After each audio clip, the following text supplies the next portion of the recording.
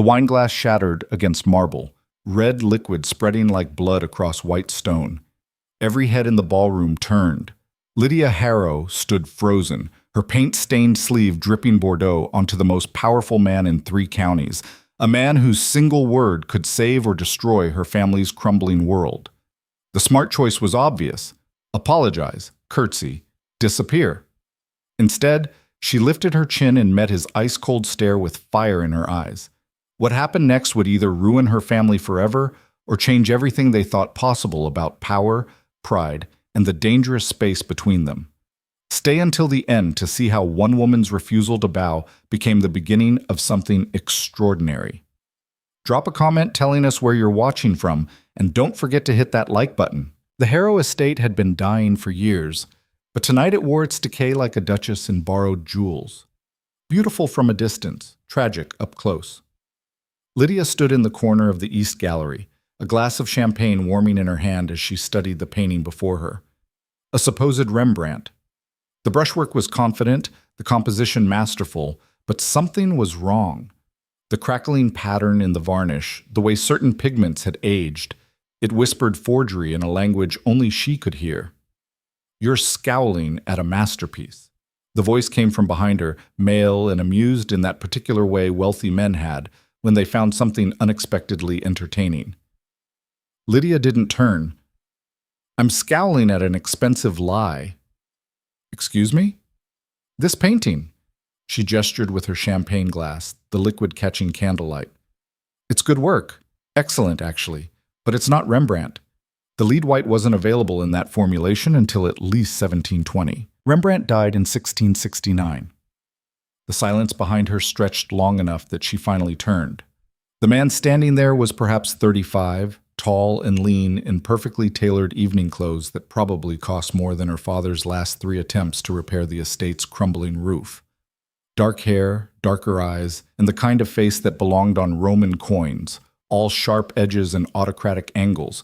He was looking at her the way collectors examine suspicious provenance. "And you are?" His tone could have frozen the champagne in her glass. "Lydia Harrow." She took a sip, buying herself a moment. "My father owns this house, or what's left of it." "I see." His gaze traveled from her face to her dress, last season's style, altered twice to fit, and down to the paint stains on her sleeves that no amount of scrubbing had completely removed. "And you're an expert on Rembrandt?" The condescension in his voice was subtle, the kind wealthy men deployed like precision weapons. It raised her hackles instantly. "I'm an expert on paint," she said sharply. "On canvas, on chemistry, on the way different materials age. I restore paintings. I've spent 10 years learning to tell the difference between genius and very good forgery. This," she nodded at the painting, "is the latter." "Fascinating." He didn't sound fascinated. He sounded annoyed. "And I suppose you've examined the extensive documentation?" "Documentation can be forged more easily than paintings." "How convenient for your theory." The dismissal in his words was clear.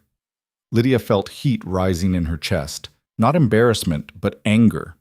The old, familiar fury at being patronized by men who thought wealth and title made them authorities on everything, including subjects they'd never studied.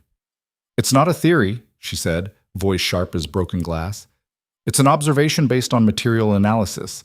But please, don't let facts interfere with your appreciation." She turned back to the painting, hoping he would take the hint and leave. He didn't. "Your father is desperate to sell this estate." His voice was colder now, each word precise. "Perhaps attacking the authenticity of his collection isn't the wisest strategy." Lydia's hand tightened on her champagne glass. "So he was a potential buyer. Of course he was. Why else would he be here tonight, among the creditors and fortune hunters circling her father's dying legacy like well-dressed vultures?" "My father is desperate," she agreed, still not looking at him. "That doesn't make this painting genuine. Truth doesn't bend to financial need. Noble sentiment, expensive principle. I didn't realize honesty was supposed to be economical." "Everything is economical, Miss Harrow, especially honesty. It costs you the sale of this house." Now she did turn, and the words came out before she could stop them. "And what does dishonesty cost you?" "Oh, wait, nothing. You can afford it." His expression didn't change, but something flickered in those dark eyes. Surprise, maybe. Or calculation. You have no idea who I am, do you? Should I? Lydia raised an eyebrow. Let me guess. Some lord with more money than sense? Shopping for a fashionable ruin to restore and show off to your friends? Close. His smile was thin and sharp. I'm Adrian Vale, the Duke of Ashford. The champagne glass slipped from Lydia's fingers. It happened in slow motion, her hand opening in shock, the crystal tumbling, the amber liquid arcing through air. She reached for it, stumbled forward, and instead of catching the glass, collided directly with the Duke's chest. The champagne hit first, splashing across his pristine white shirt and elegant waistcoat. Then the glass struck marble, shattering with a sound like breaking bones. The entire room fell silent. Lydia staggered back, horror flooding through her. Not because she'd ruined his clothes, though she had, spectacularly, but because Adrian Vale, the Duke of Ashford, was the wealthiest man in the county. He owned more land than some small countries. He collected art the way other men collected horses. And according to her father's increasingly panicked letters over the past month, he was the only buyer seriously interested in purchasing the Harrow estate. The only buyer who could save them from complete ruin. And she'd just called him an idiot with more money than sense, then dumped champagne on him. Lydia's voice caught. Every eye in the gallery was on them. She could see her father across the room, his face pale as death. Your Grace, I didn't know. Clearly. Adrian looked down at his ruined shirt, then back at her. His expression was utterly unreadable. This was the moment where she should curtsy, apologize profusely, beg forgiveness, play the role expected of a young woman who'd just committed social suicide, grovel before power. Instead, Lydia found herself lifting her chin. I apologize for the champagne, she said, voice steadier than she felt, but not for telling the truth about the painting. It's still a forgery, regardless of who you are. The silence deepened, thick enough to choke on. Adrian Vale stared at her with those dark, unreadable eyes. Then, slowly, he reached up and removed his champagne-soaked jacket. Show me, he said quietly. What? Show me why you believe it's a forgery. He handed the dripping jacket to a horrified servant who'd materialized at his elbow. You clearly have strong opinions about my judgment. Convince me they're worth listening to. Lydia's heart was hammering so hard she could barely think. This felt like a trap, but it also felt like a challenge, and she'd never been able to resist those. Fine. She turned back to the painting, forcing her hands to stop shaking. Look at the background. See how the shadow falls behind the subject's left shoulder? He moved closer, studying where she pointed. Close enough that she could smell his cologne. Something expensive and subtly masculine, now mixed with champagne. The shadow placement is consistent with northern light, Lydia continued, falling into the familiar rhythm of analysis. But look at the highlights on the fabric here and here. They suggest a light source from the right. Rembrandt was obsessive about light consistency. He wouldn't have made this error. Perhaps it was deliberate artistic choice. Perhaps, or she pointed to another section. Look at this flesh tone. The layering is beautiful, but it's alizarin crimson in the undertone. Alizarin crimson wasn't synthesized until 1826, over a century after Rembrandt died. Adrian leaned closer to the painting, silent for a long moment. When he spoke, his voice had changed. Less cold, more curious. How can you tell the pigment composition? Training? Experience? And this. She pulled a small magnifying lens from her pocket, always there, like some women carried handkerchiefs. Under magnification, different pigments have different refractive properties. Alizarin has a particular transparency that natural madder lake doesn't. She handed him the lens. Their fingers brushed, and she pulled back quickly. He examined the painting through the glass, taking his time. Lydia watched his profile, the sharp line of his jaw, the intensity of concentration. Whatever else he was, the Duke wasn't stupid. He was actually looking, actually considering. Finally, he lowered the lens. You could be right, he said slowly, or you could be seeing what you want to see. I could be. Lydia met his gaze directly. But I'm not. That painting is approximately 150 years old, give or take a decade. It's skilled work, possibly Dutch school, worth perhaps £2,000 to the right collector. But it's not a Rembrandt worth 20,000. Selling it as such would be fraud. And you're willing to sabotage your father's only chance at salvation to prevent that fraud? The question hit like a physical blow. Lydia thought of her father, of the sleepless nights visible in the lines around his eyes, of the servants they'd had to let go, one by one, of her mother's grave, overgrown now because they couldn't afford a groundskeeper. "I don't want to sabotage anything," she said quietly, "but I won't lie about paintings. It's the only thing I'm actually good at." "I doubt that." She looked up sharply, but his expression was thoughtful rather than mocking. "Your Grace." Her father's voice cut through the moment like a knife. He hurried toward them, face flushed with anxiety and too much wine. "I am so terribly sorry about my daughter's clumsiness. The cost of your suit. Please, send me the bill." "That won't be necessary." Adrian's voice returned to its earlier coldness. He looked at Lydia's father, then back at Lydia. "Your daughter and I were having an interesting discussion about art authentication." What?" Her father looked between them in confusion.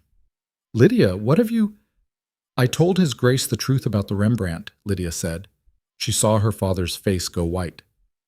"Because he deserves to know what he's buying." Her father made a choking sound.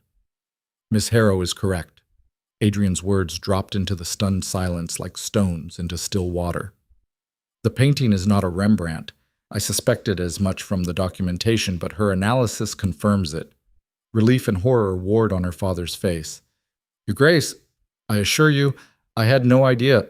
The previous owner swore—" "I believe you." Adrian cut him off, not unkindly. "You're not an art expert. You inherited a collection you don't fully understand. There's no shame in that." He turned to Lydia, and she couldn't read his expression at all. "However," he continued, "this does complicate my interest in the estate. I'll need to have the entire collection properly assessed before I can make any offer. Every painting, every sculpture, every piece of furniture. Full authentication." Lydia's father swayed slightly. "That will take months. Your Grace, I don't have months. Then we'll work quickly." Adrian's gaze remained fixed on Lydia. "I assume your daughter is qualified to perform such an assessment." The question hung in the air like a sword. Her father stammered. "Lydia is talented, but she has no formal credentials, no official position. She just identified a forgery I missed." Adrian's voice was dry. "That's credential enough. Well, Miss Harrow, are you capable of cataloging and authenticating this collection?" Lydia's mind raced. This was impossible. She worked alone in her workshop, restoring damaged pieces one at a time. She'd never done a full estate assessment. She had no team, no official standing. The art world was dominated by men from prestigious universities who'd laugh at a self-taught woman with paint on her sleeves claiming expertise. But if she said no, the Duke would walk away. Her father would lose everything. If she said yes, she'd be committing to months of brutal, exacting work under the scrutiny of a man who clearly thought she was either brilliant or insane, and she wasn't sure which would be worse. "I'm capable," she heard herself say, "but I'll need access to the entire collection, including pieces in storage, and I'll need proper tools, better lighting, chemical testing supplies, reference materials." "Done." Adrian nodded once, decisively. "I'll have my secretary send over a list of requirements. You'll have whatever you need." "And," Lydia swallowed hard, "I won't lie. If I find more forgeries, more problems, I'll report them honestly, even if it lowers the estate's value." Something shifted in Adrian's expression. Not quite a smile, but close. "I wouldn't expect anything less," he said softly. "In fact, Miss Harrow, I'm counting on it." He turned to her father, all business now. "I'll return tomorrow morning to discuss terms. Have your solicitor present." Then, without another word, he strode away through the crowd, which parted before him like water around a ship's prow. Lydia stood frozen, her heart still racing, trying to process what had just happened. "Lydia," her father's voice was barely a whisper. "What have you done?" She didn't answer. She didn't know. The party dragged on for another 2 hours, but Lydia couldn't focus on anything. She moved through the crowded rooms in a daze, accepting congratulations from neighbors who'd witnessed the scene with the Duke, fielding questions she couldn't answer. Is it true he's going to buy the estate? Did he really ask you to authenticate the collection? How did you dare speak to him like that? She escaped as soon as she could, fleeing to the one place she felt safe, her workshop in the old conservatory. It had been a greenhouse once, back when the estate employed a dozen gardeners. Now the glass was cracked, some panes missing entirely, but it had north light and space and privacy. Lydia had claimed it 6 years ago, after returning from her apprenticeship in London with a master restorer who'd been willing to teach a stubborn girl with talented hands and no money. Her current project waited on the center table, a damaged portrait of a woman in Tudor dress, the paint flaking, the canvas torn in 2 places. Lydia had been working on it for 3 months, carefully removing centuries of darkened varnish, rebuilding the damaged sections with reversible materials. She lit the oil lamps and stood before the painting, letting its familiar problems calm her racing thoughts. Hiding won't change anything. Lydia spun. Adrian Vale stood in the workshop doorway, still in his ruined shirt, jacket gone. Somehow he'd found her sanctuary. How did you... Your father told me where you worked. He stepped inside, ducking slightly under the low door frame. His gaze swept the space, the tables covered with brushes and pigments, the paintings in various states of restoration, the bottles of solvents and oils lining the shelves. This is unexpected, he said quietly. What is? This. He gestured at the workshop. I assumed you had a hobby, a parlor room where you dabbled with watercolors. This is... He moved closer to the Tudor portrait, studying it with the same intensity he'd brought to the false Rembrandt. This is serious work. I told you, it's what I'm good at. No. Adrian looked at her, and his expression was different than before. Not cold, not mocking, something else entirely. You said it's the only thing you're good at. That was a lie. This level of restoration requires patience, precision, artistic understanding, and scientific knowledge. You're good at many things, Miss Harrow. You just choose to see only one of them. The unexpected compliment left her speechless. Adrian walked slowly through the workshop, examining the paintings, the tools, the meticulous notes she'd made on each restoration. He picked up a bottle of linseed oil, read the label, set it down carefully. Why did you tell me the truth tonight? He asked finally. About the Rembrandt. You knew it would jeopardize your father's sale. Lydia gripped the edge of her work table. Because lying would have jeopardized something more important. Your integrity? My craft. She met his gaze. If I'd let you believe that forgery was genuine, what would that make me? Just another person willing to sell lies for profit. Every restoration I do requires trust that I'm preserving truth, not creating convenient fictions. I can't compromise that, not even for my father. Adrian was quiet for a long moment, his dark eyes searching her face. I came here tonight to make you an offer, he said finally. But first, I need to know something. Why do you do this? Restore paintings. The question surprised her. Because someone has to. That's not an answer. Lydia looked at the Tudor portrait, at the woman's face slowly emerging from centuries of damage and neglect. When I was 16, my mother died. There was a portrait of her, painted when she was young. Beautiful work, but it had been damaged in a fire. Smoke damage, water damage, the canvas torn. Everyone said it was beyond saving, but I couldn't let her disappear. So I taught myself. Read every book I could find, apprenticed with anyone who would take me, and I saved it. She pointed to a painting on the far wall, a young woman in a garden, vibrant and alive. That's her? Adrian walked over to examine it. Yes, 3 years of work, but I got her back. Lydia's voice caught. That's what restoration is. Getting back what was lost, refusing to let beauty die just because it's been damaged. When Adrian turned back to face her, something had changed in his expression. A decision made. I want to buy your father's estate, he said, but not as it stands. I want to transform it into something it's never been. A center for art restoration and preservation. A place where damaged works can be saved by people who understand what you just described. Lydia stared at him. That would cost a fortune. I have a fortune. I'd like to use it for something that matters. He moved closer. You would run it. Full autonomy. Hire who you want. Accept what projects you want. I'll provide funding, facilities, whatever you need. Why? The word came out as barely a whisper. Why would you do that? Because tonight, you chose truth over survival. That's rare. And because this, he gestured at the workshop, is work that matters. Beautiful things shouldn't be allowed to disappear just because restoring them is difficult and expensive. Lydia's mind was spinning. It was too much, too fast, too perfect. What do you get out of this? She asked suspiciously. Rich men don't give away fortunes out of artistic appreciation. Adrian smiled then, a real smile that transformed his severe face. Don't they? Maybe I'm just a lord with more money than sense. She flushed, remembering her earlier words.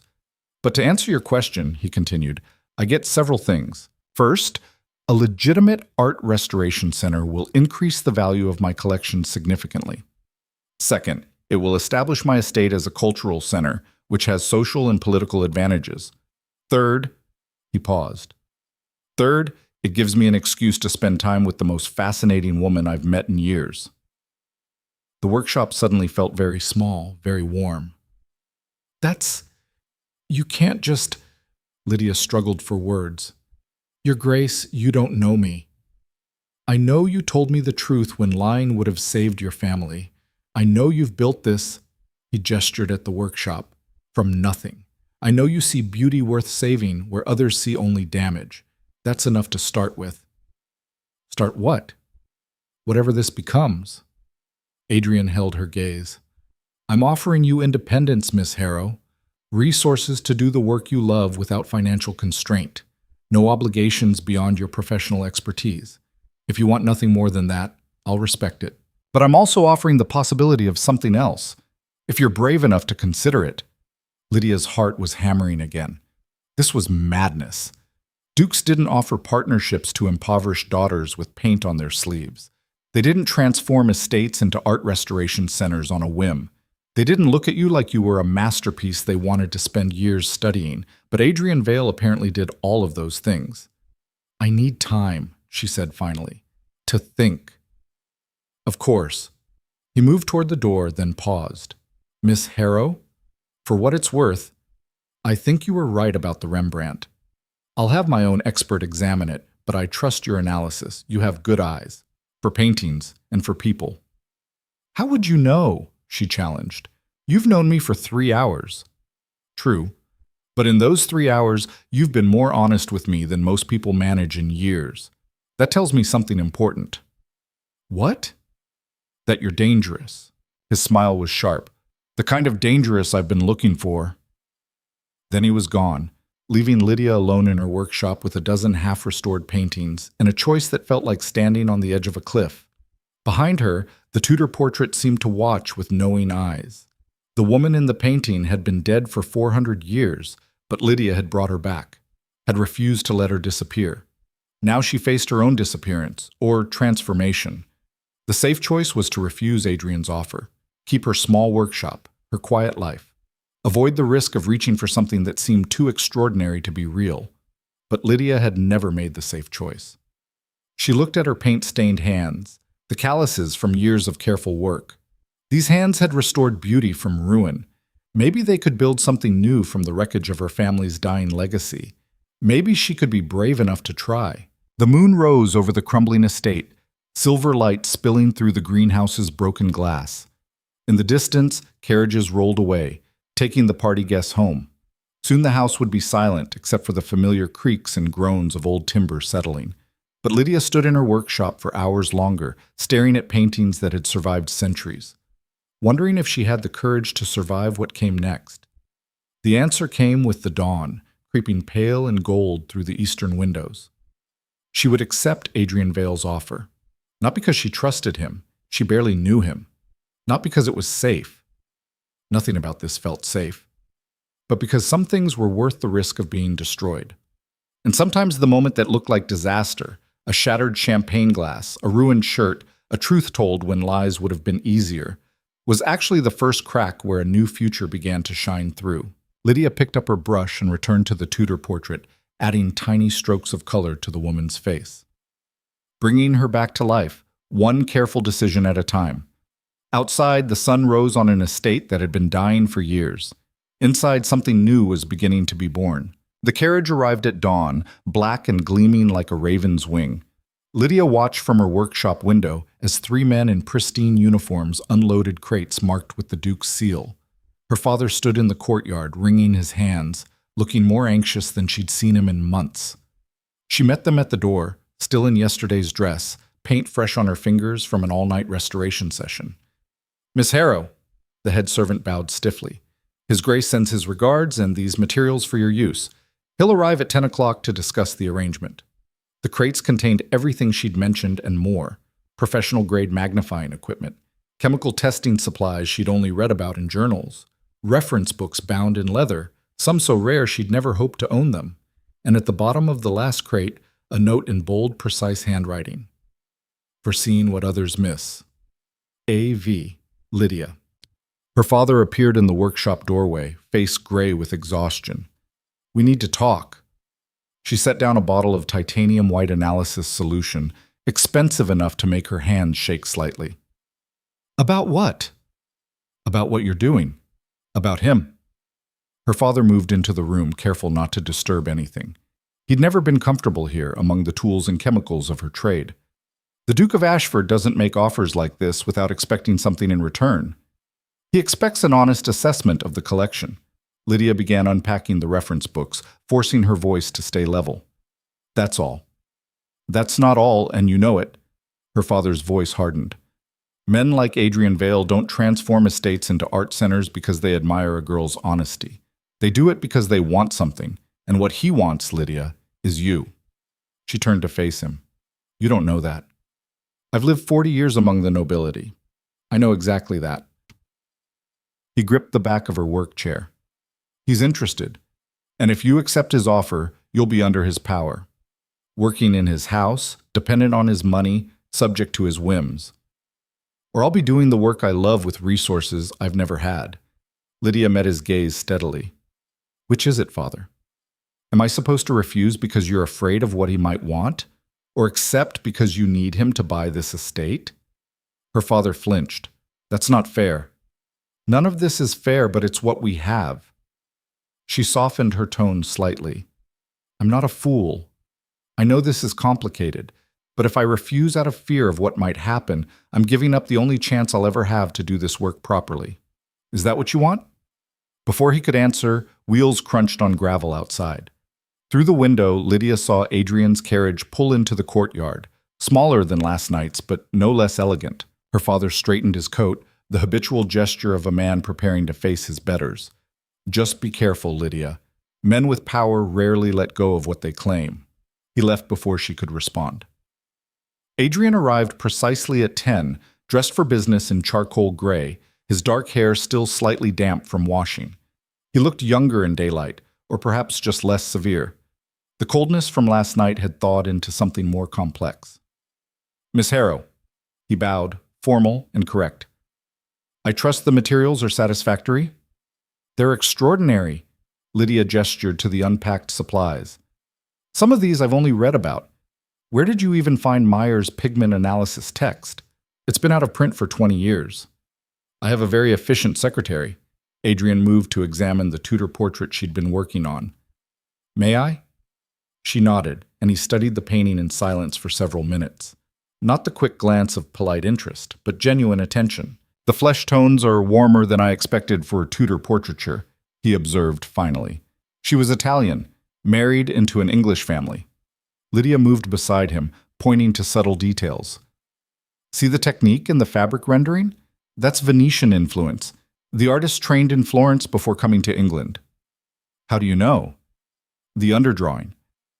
I examined it with raking light. Look here, at the angle." She adjusted one of her lamps to demonstrate.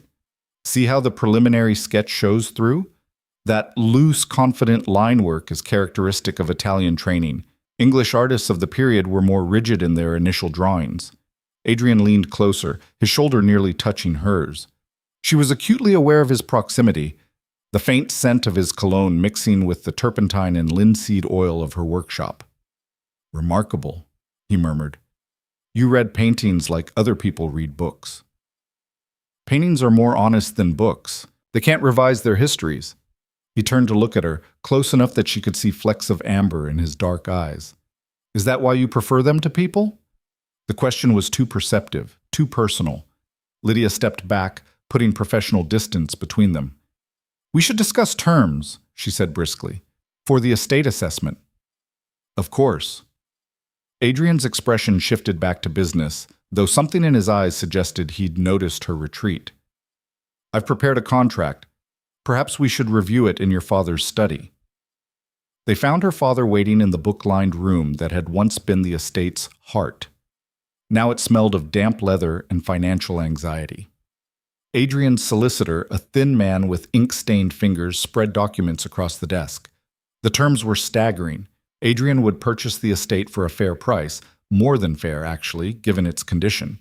He would fund extensive renovations to create proper restoration workshops, and Lydia would receive a salary that made her father's jaw drop.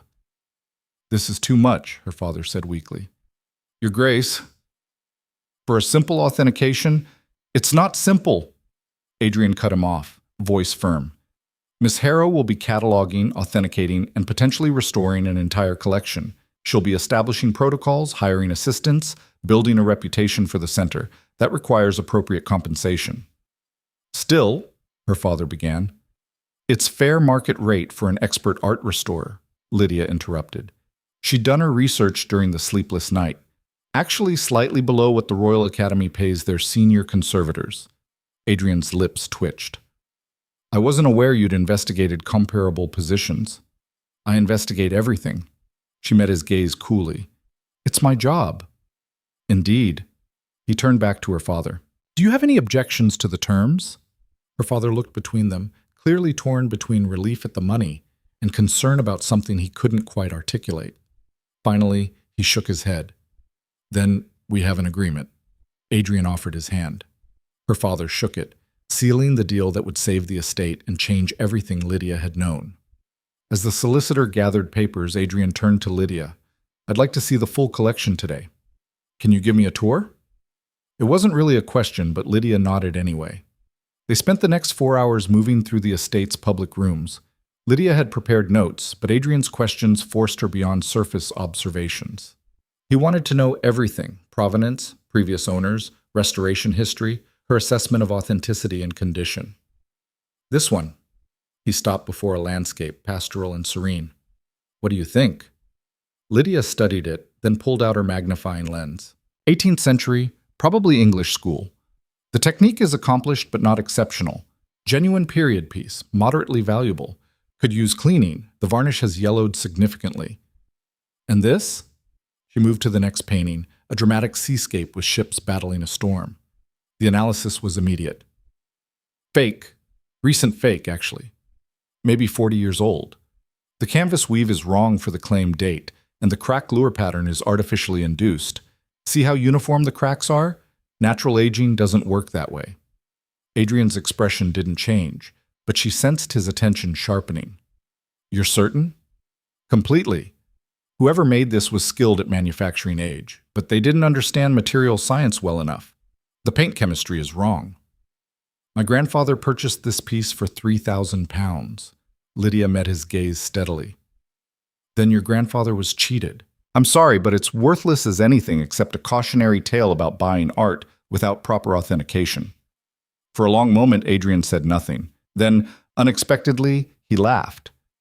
"My grandfather was a pompous idiot who thought money made him an expert on everything. I'm delighted to have confirmation." He studied her with open curiosity. "You don't soften bad news, do you?" "Would you prefer I did?" "No." His voice was firm. "I want truth, always, even when it costs me." They continued through the collection. Lydia catalogued each piece, her assessments brutally honest: genuine, fake, damaged, restored, valuable, worthless. Adrian listened without comment, his expression unreadable. By the time they reached the gallery where they'd first met, afternoon light slanted through tall windows. Lydia's voice was hoarse from talking, her hands cramped from note-taking. That's everything in the public rooms, she said. The storage areas will take weeks to catalog properly. Well, then we'd better start soon. Adrian moved to the window, looking out over the estate's overgrown gardens. I meant what I said last night, Miss Harrow. This place can be extraordinary, a center for preservation, for learning, but only if you're willing to build it. Why does it matter so much to you? Lydia asked. The question had been burning since dawn. You collect art, yes, but this is different. This is a mission. Adrian was silent for so long she thought he wouldn't answer. When he finally spoke, his voice was quieter than before. When I was 12, my mother died. She loved art. Painted, actually, though she wasn't particularly talented. After she died, my father had all her paintings burned, said they were embarrassing, unworthy of the family name. He turned from the window. I watched them burn, watched her work turn to ash because my father valued reputation over memory. I've never forgotten how that felt. Lydia's throat tightened. I'm sorry. Don't be. It taught me something important. His gaze was intense. Beauty matters. Preserving it matters. Not because it's valuable or impressive, but because destroying it diminishes the world. Your mother's portrait, the one you spent 3 years saving, that mattered. Not because she was important to history, but because she was important to you. That's enough. Before Lydia could respond, a commotion erupted from the front hall. Voices raised in argument, the sharp crack of the door knocker being used too forcefully. She and Adrian emerged to find 3 men in expensive coats confronting her father. The leader, a florid-faced man with elaborate whiskers, was shouting, "Absolutely unacceptable! The Duke cannot simply purchase this estate without proper consultation." Lord Pemberton. Adrian's voice cut through the noise like a blade. What an unexpected pleasure! Pemberton spun, his face reddening further when he saw Adrian. Your Grace, I was just explaining to Mr. Harrow that the local landowners have certain expectations regarding property sales in this county. Do they? Adrian's tone was pleasant, but something dangerous lurked beneath it. How fascinating! I wasn't aware property transactions required community approval. Not approval precisely. One of the other men stepped forward, younger, with calculating eyes. But consultation, coordination. The Harrow estate borders several of our properties. Its use affects all of us. I see. Adrian descended the stairs slowly, each step deliberate. And you are? Richard Thornton, Your Grace. My land shares a border with the eastern meadow. Ah, yes. The meadow you've been using for cattle grazing without permission for the past 5 years. Adrian's voice was calm, but Thornton paled. Did you think I wouldn't investigate the property thoroughly before purchasing? That was an informal arrangement with Harrow, Thornton began, which ends when I take ownership. Adrian turned to Pemberton. Now, would you like to explain your actual objection, or shall we continue this dance of false courtesy? Pemberton's jaw worked. There are rumors, Your Grace, about your plans for this estate, converting it into some sort of workshop, bringing in common tradespeople. It's not appropriate for a property of this standing. Lydia felt anger flash through her. Common tradespeople. He meant her. Not appropriate, Adrian repeated, his voice dropping to something cold and sharp. I'm curious, Pemberton. When did you become the arbiter of what's appropriate for my property? I speak for the county families. You speak for yourself and your fear that progress might diminish your perceived importance.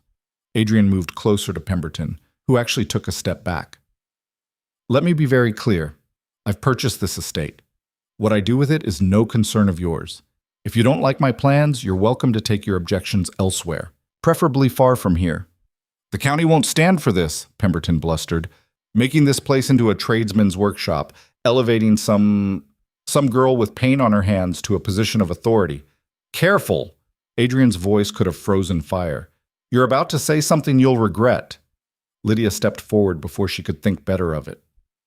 Lord Pemberton, is it? Tell me, do you collect art?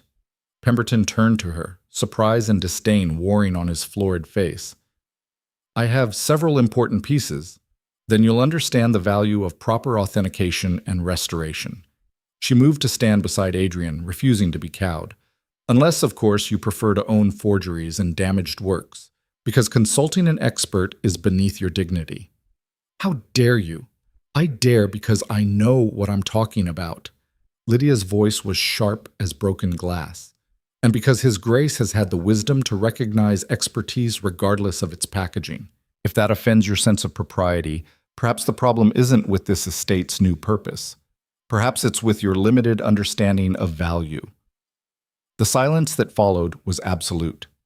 Then Adrian laughed, the sound genuine and surprised. "Well said, Miss Harrow." Pemberton's face had gone from red to purple. "This is outrageous.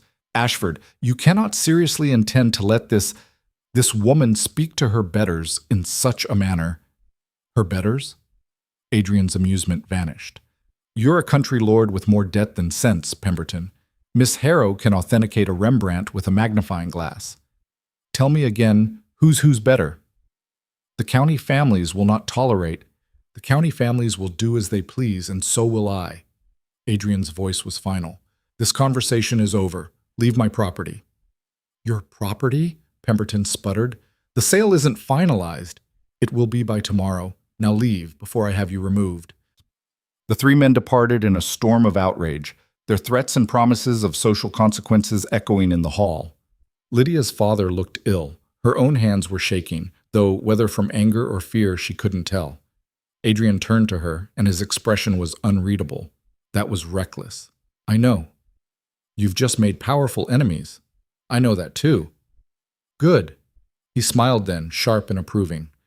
"Because those enemies will do everything possible to undermine this project, to prove you're unqualified, to demonstrate that I made a mistake in backing you. Can you handle that?" Lydia thought of the Tudor portrait slowly emerging from damage, of her mother's face rescued from fire and water, of years of working alone, fighting for every scrap of knowledge, every moment of recognition. "I can handle it," she said quietly. "Can you?" "Me?" "They'll come after you too. Say you've been bewitched or manipulated, that you're wasting your fortune on a foolish venture and an unsuitable woman." She held his gaze. "Is this worth that cost to you?" Adrian stepped closer, close enough that she could see the determination in his eyes. "Miss Harrow, I've spent 15 years being told what's appropriate for a man of my position, how I should invest my money, who I should associate with, what matters I should care about. I'm tired of appropriate. I want extraordinary, and you are the most extraordinary thing I've encountered in a very long time." The intensity of his words left her breathless. This was dangerous territory, far beyond professional partnership. "Your Grace, Adrian." His voice was soft. "When we're alone, call me Adrian." "That's not," she began. "Appropriate?" He smiled slightly. "No, but neither is anything else we're doing. We might as well be honest about it." Footsteps on the stairs made them both step back. Lydia's father descended, looking older than he had that morning. "They'll cause trouble," he said wearily. "Pemberton has influence. The county families will unite against this if he pushes them." "Let them." Adrian's voice was calm. "Their influence extends only as far as I allow it, and I have no intention of allowing them to interfere." "You don't understand how things work here," her father began. "I understand perfectly." Adrian turned to face him. "They'll spread rumors, threaten social exclusion, try to undermine Miss Harrow's credibility. It's predictable and ultimately meaningless. What matters is the work itself. If we produce genuine results, their objections become irrelevant." "And if we don't?" Lydia's father asked quietly. "If this fails, you can walk away." "But Lydia, she'll be ruined. No one will ever take her seriously again." The words hung in the air, heavy with truth. Adrian looked at Lydia. "Then we won't fail. Will we, Miss Harrow?" She should be terrified. Should recognize the impossible odds, the hostile county families, the weight of expectation she might not be able to meet. Should do the sensible thing and step back before it was too late. Instead, she thought of Pemberton's contemptuous face, of being dismissed as some girl with paint on her hands, of every man who'd ever told her that expertise without proper credentials was just pretension. "No," she said, voice steady and sure. We won't fail. Her father closed his eyes briefly, then nodded in resignation. Adrian extended his hand to Lydia. Partners, then, in this mad venture. She took his hand, felt the warmth of his grip, the calluses that spoke of a man who did more than sign papers. Partners. They stood like that for a moment, hands clasped, while her father watched with an expression somewhere between hope and horror. Outside, storm clouds gathered over the estate's crumbling towers. In the village, no doubt, Pemberton was already spreading poison about the Duke's unsuitable plans and the presumptuous girl who dared to speak above her station. But in the entrance hall, Lydia felt something shift. The old house seemed to exhale, as if releasing years of held breath. This place had been dying for so long. Now, impossibly, it had a chance at life. If they could survive what was coming, if she could prove herself against an entire county determined to see her fail, if the partnership she'd just agreed to didn't destroy her before it could begin. Adrian released her hand, but his gaze held hers a moment longer. In it, she saw challenge and promise, danger and possibility all tangled together. I'll return tomorrow, he said, to begin transferring ownership. And Miss Harrow, start making a list of equipment you'll need. Don't hold back. Order everything you've ever wanted but couldn't afford. That's not necessary. It's entirely necessary. If we're going to prove them all wrong, we need to do it thoroughly. He turned to leave, then paused. Oh, and Miss Harrow? Thank you. For what? For not being appropriate. His smile was genuine. It's refreshing. Then he was gone, leaving Lydia standing in the fading afternoon light with her father's worried silence and her own racing heart. She returned to her workshop as evening fell, needing the familiar comfort of brushes and pigments. The Tudor portrait waited, patient as all old paintings were patient. Lydia lit her lamps and picked up her smallest brush, loaded it with carefully mixed flesh tone. The woman in the painting had been dead for 4 centuries, but her eyes still held intelligence, still held fire. Someone had loved her enough to commission this portrait, to preserve her beauty and spirit in paint and canvas. And now, centuries later, Lydia was loving her enough to bring her back from the edge of disappearance. Who were you? Lydia whispered to the painted face. What did you refuse to bow to? What cost you everything? The woman's expression seemed knowing, as if she understood the question beneath the question, as if she recognized the moment of standing at a precipice, choosing between safe obscurity and dangerous prominence. Lydia worked until her eyes blurred with exhaustion, adding tiny strokes of color, rebuilding what time had damaged. Outside, night settled over the estate like a shroud. In the village, she imagined, Pemberton was already plotting, the county families gathering to discuss how to handle the Duke's unsuitable plans. Let them plot. Let them gossip. Let them do their worst.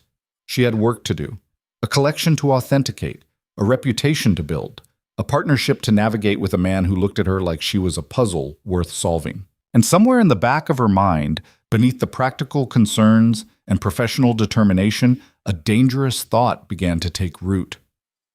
What if Adrian Vale's interest in her work wasn't the only thing she needed to worry about? What if the real danger wasn't failure, wasn't the hostile county families, wasn't even the impossible task ahead? What if the real danger was how much she'd wanted to hold his hand a little longer? The brush slipped, leaving a mark where it shouldn't be.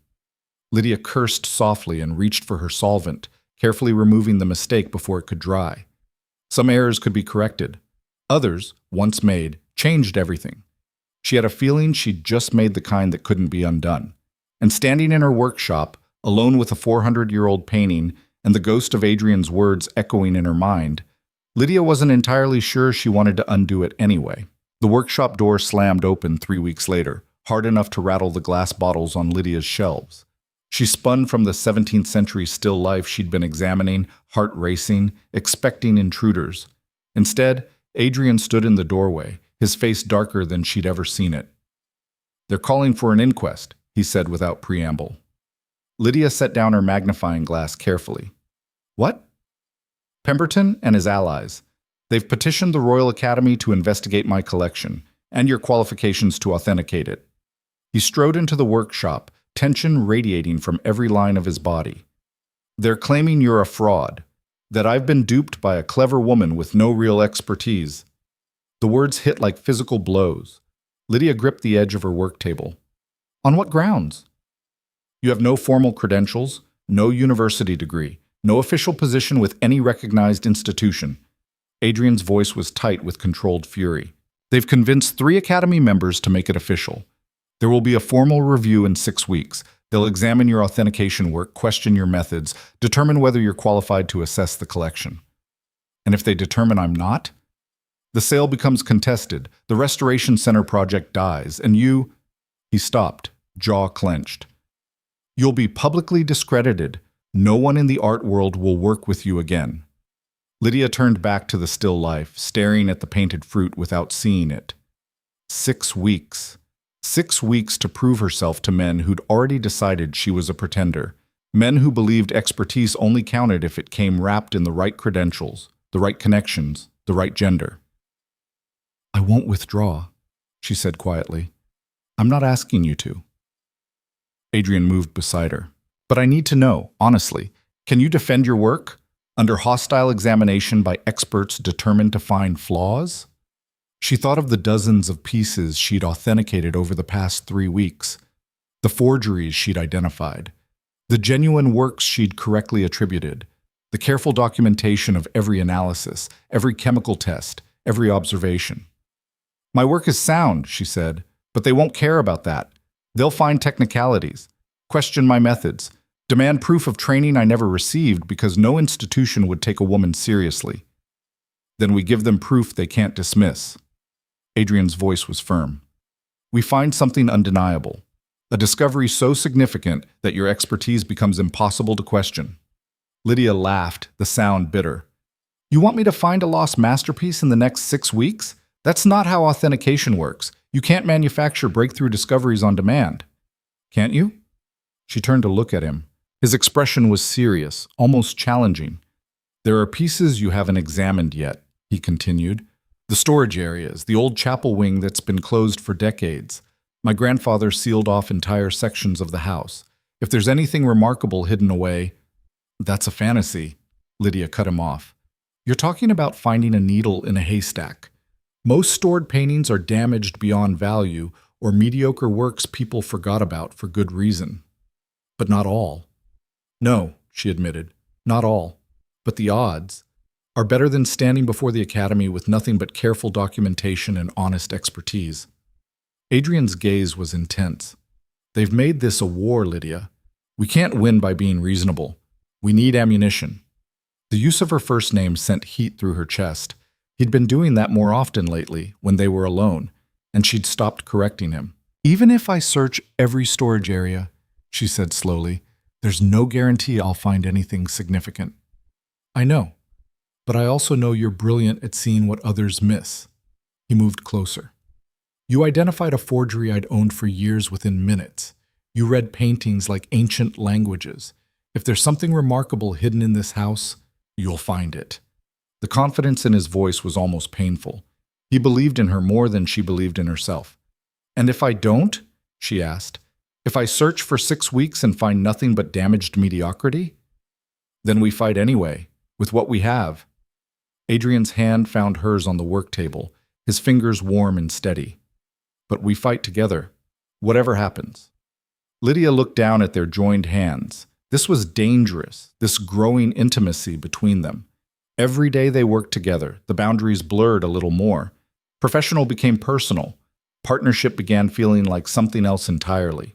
The county families are already talking, she said quietly.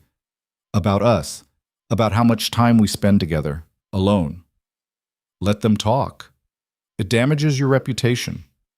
My reputation can survive scandal. Can yours? His thumb traced a gentle circle on the back of her hand. Because if you're worried about gossip, we can be more careful. I can assign a chaperone, limit our meetings. No! The word came out too quickly, too vehement.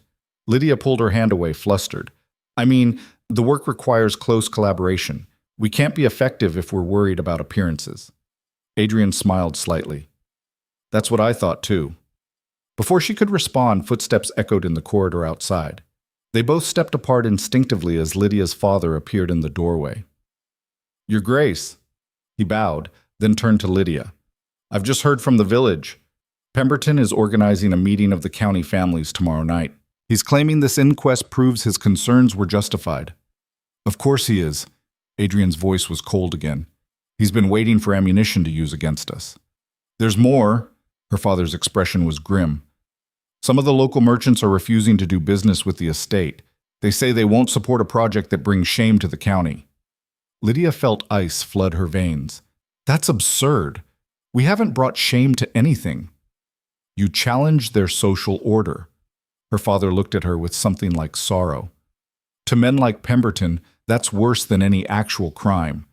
And now they have the Academy's investigation to point to as proof you're unqualified. The investigation hasn't concluded anything yet. It doesn't matter, Adrian cut in, his tone sharp with understanding. Perception is reality for people like Pemberton. The fact that the Academy is investigating is evidence enough for those who want to believe you're a fraud. He turned to Lydia's father. Which merchants? The general store, the coal supplier, Henderson's timber mill. Her father's voice was heavy. Without them, the renovation work will have to stop. Then we'll find other suppliers. Adrian's voice was firm. I'll bring in merchants from London if necessary. That will take weeks and cost substantially more. I don't care about the cost. Adrian moved toward the door. Send word to my solicitor. I want a list of alternative suppliers by tomorrow morning, and prepare a response to Pemberton's meeting. I'll attend personally. Your Grace, if you appear at their gathering, it will only fuel their sense of importance. Good. Let them feel important right before I demonstrate exactly how little their opinions matter to me. Adrian paused at the doorway. Miss Harrow, begin searching the storage areas immediately. If we're going to win this war, we need you to find our victory. Then he was gone, leaving Lydia alone with her father's worried silence. He's making this worse, her father said quietly, by fighting them so openly.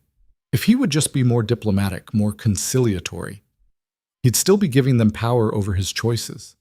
Lydia turned back to her work table, gathering the tools she'd need for exploring dusty storage rooms. And I'd still be expected to bow to their judgment of my worth. No, thank you.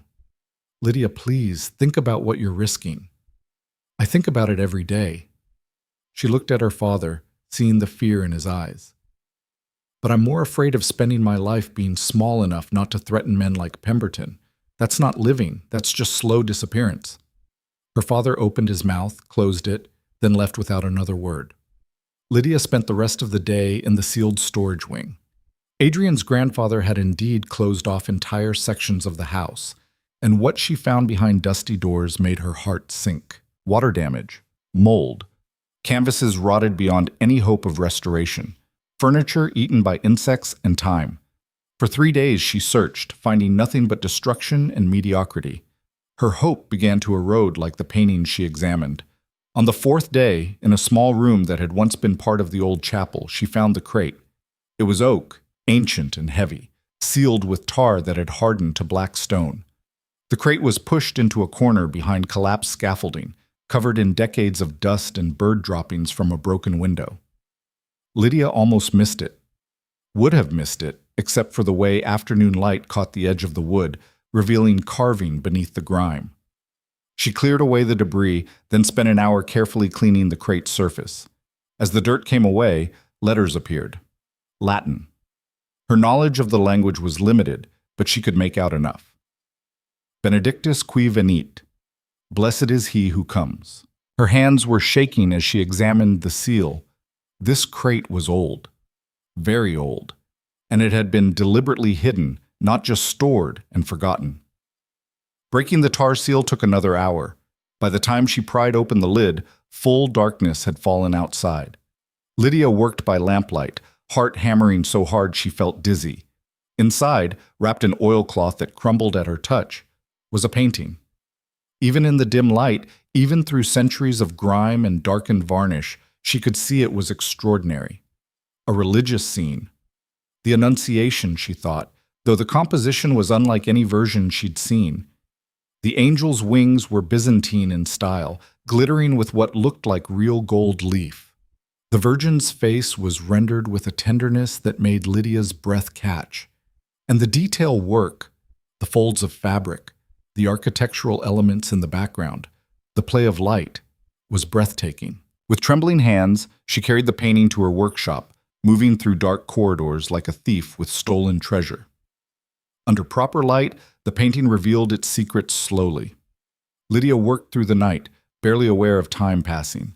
She examined every inch with her magnifying glass, tested tiny samples of pigment, studied the wood panel it was painted on.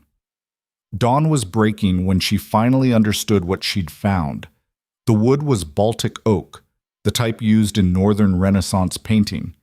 The pigments were period correct: ultramarine made from lapis lazuli, lead tin yellow, azurite.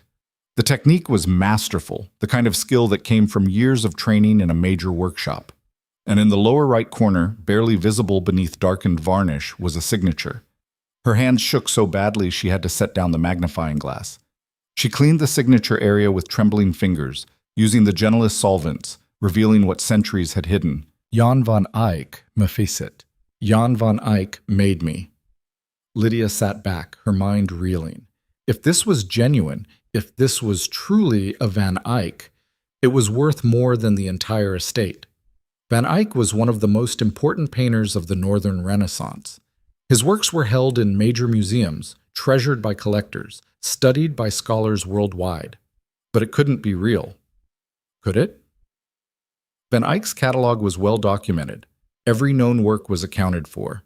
This would have to be a previously unknown piece, lost for centuries. She spent the next 2 days doing every test she knew. Wood analysis confirmed the panel was 15th century Baltic oak. Pigment analysis showed period-correct materials. The technique was flawless. The signature appeared genuine, but she needed more, needed certainty before she told anyone what she'd found. On the third day, she discovered it. Examining the back of the panel under raking light, she found ghost marks, impressions left by brackets that had once held the painting in a frame, and in those impressions, traces of wax seal remained. Lydia carefully extracted a sample and examined it under magnification. The wax contained a partial image, the arms of a noble house. She spent hours in the estate's library, comparing the partial seal to records of noble families. Finally, she found it. The arms belonged to the Arnolfini family, wealthy Italian merchants who'd lived in Bruges in the 15th century. Her heart nearly stopped. Jan van Eyck's most famous work was the Arnolfini portrait, a double portrait of Giovanni Arnolfini and his wife. If this painting also belonged to the Arnolfini family, the provenance connection was undeniable. Lydia sat in the library as afternoon light faded, staring at the evidence spread before her. She'd found it. The discovery that could prove her expertise beyond any doubt. Alois van Eyck, authenticated through careful scientific analysis and historical research. The Academy couldn't dismiss this. Pemberton and his allies couldn't claim she was a fraud when she'd identified one of the most significant art discoveries in decades. She should have felt triumph. Instead, she felt sick with fear. Because this painting was worth a fortune. Enough to save the estate 10 times over.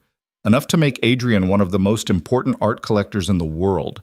Enough to change everything. And enough to make powerful people very, very interested in destroying her credibility before she could make her discovery public. Lydia locked the Van Eyck in her workshop's strongest cabinet and went to find Adrian. She found him in the renovated East Wing, reviewing architectural plans with a builder. He looked up when she entered, and his expression shifted immediately. "You found something." It wasn't a question. He could read her that easily now. "I need to speak with you, privately." Adrian dismissed the builder with a word and led Lydia to a small office.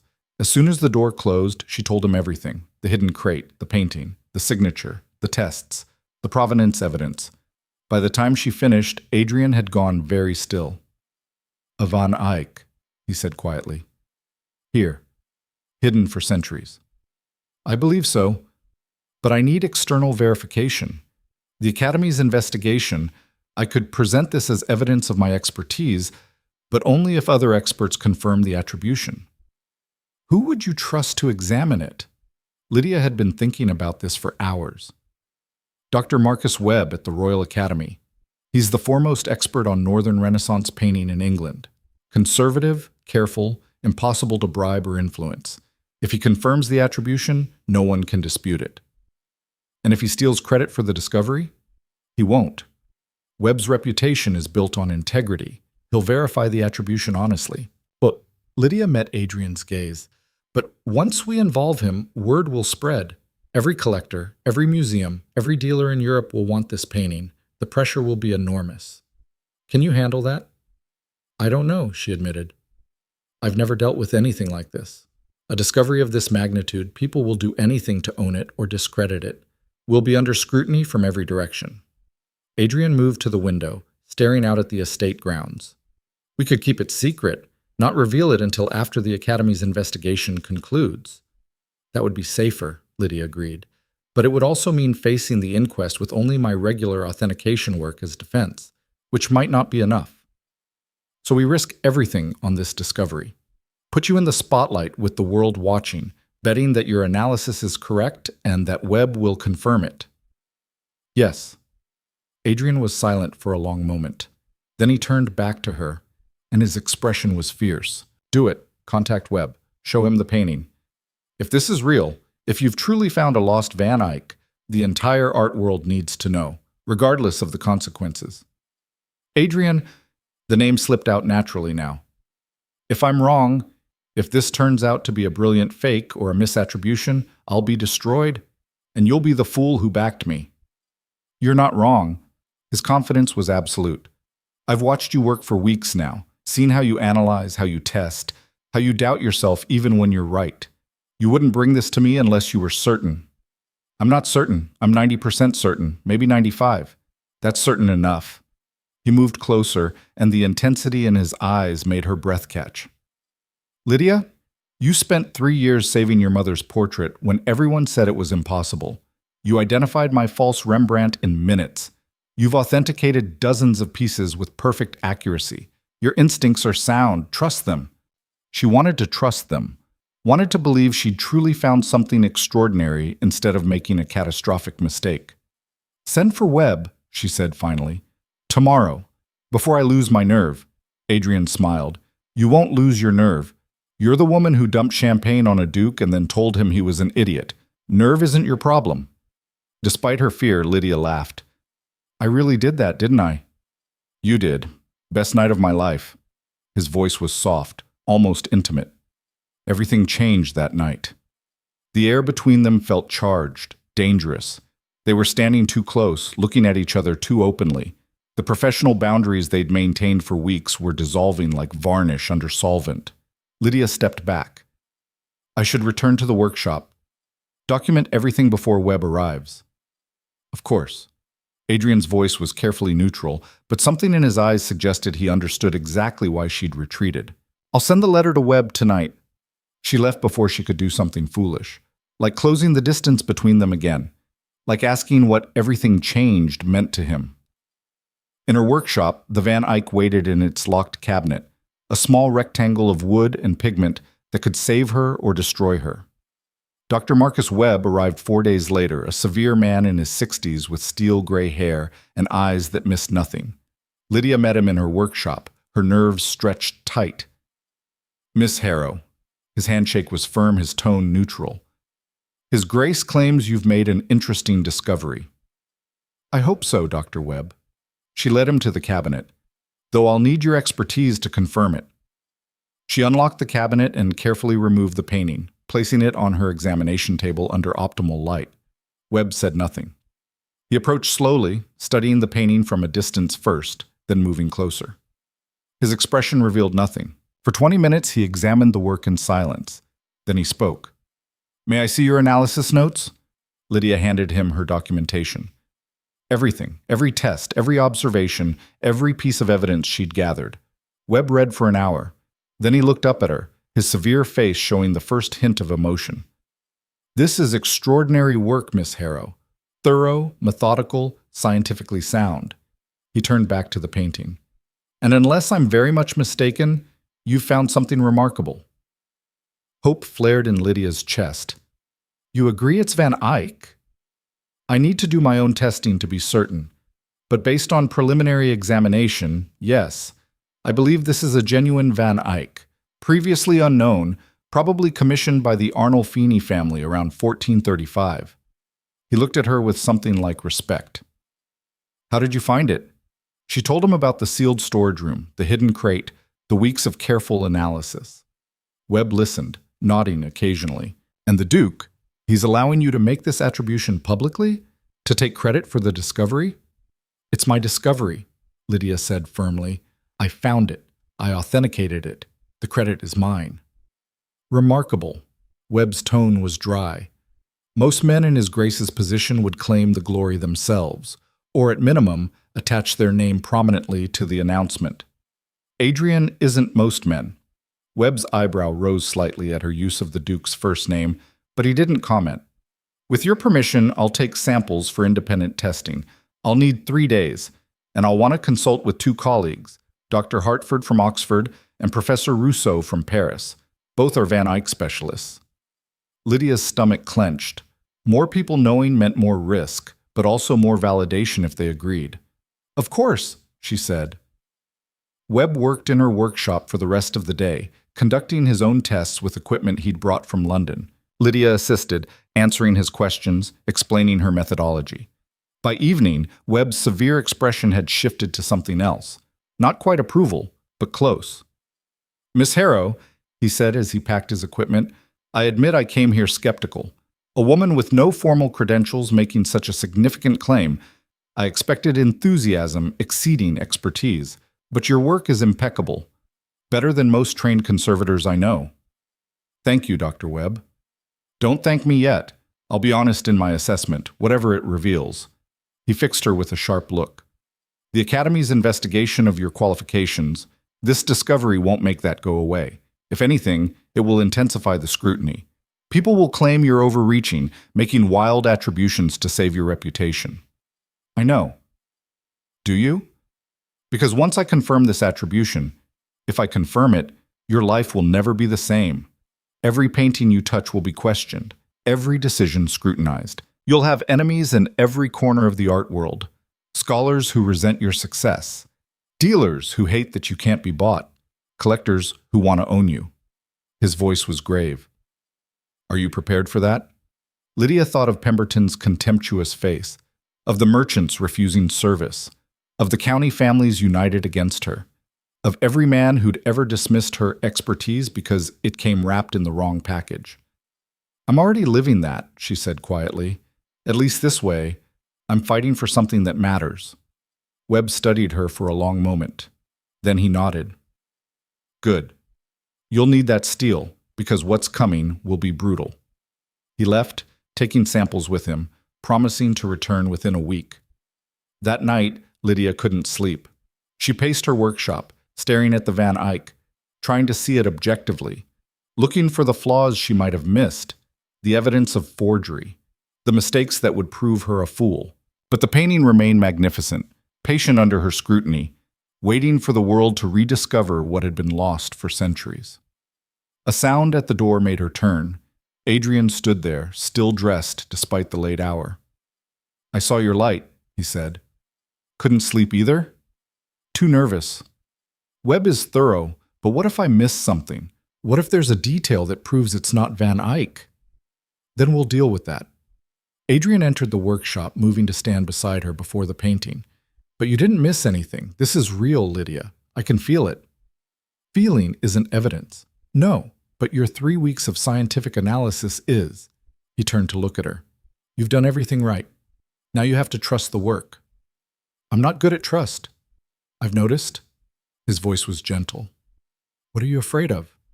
Really? The question pierced through her defenses. Lydia stared at the Van Eyck, at the angel's luminous wings, and the truth spilled out. I'm afraid that I want this too much, that I'm seeing what I want to see instead of what's actually there. I'm afraid that my desperation to prove myself is clouding my judgment. She swallowed hard. And I'm afraid that even if I'm right, it won't be enough. That no matter what I discover or achieve, men like Pemberton will always see me as just a presumptuous girl who should know her place. Then prove them wrong. Adrian's voice was fierce. Not by being perfect, by being undeniable. Show them work so brilliant they can't dismiss it, discoveries so significant they can't ignore them. become so extraordinary that their limitations become obvious by comparison. Is that what you did? No. He smiled slightly. I inherited power. I never had to prove anything, but you— His hand found hers in the dim light. You're building something more valuable than inherited authority. You're earning respect through merit. That's rare, and far more powerful than they realize. His thumb traced circles on her palm, the gesture now familiar, dangerous. Adrian, her voice was barely a whisper. What's happening between us? I know. His other hand came up to cup her face, gentle as handling damaged canvas.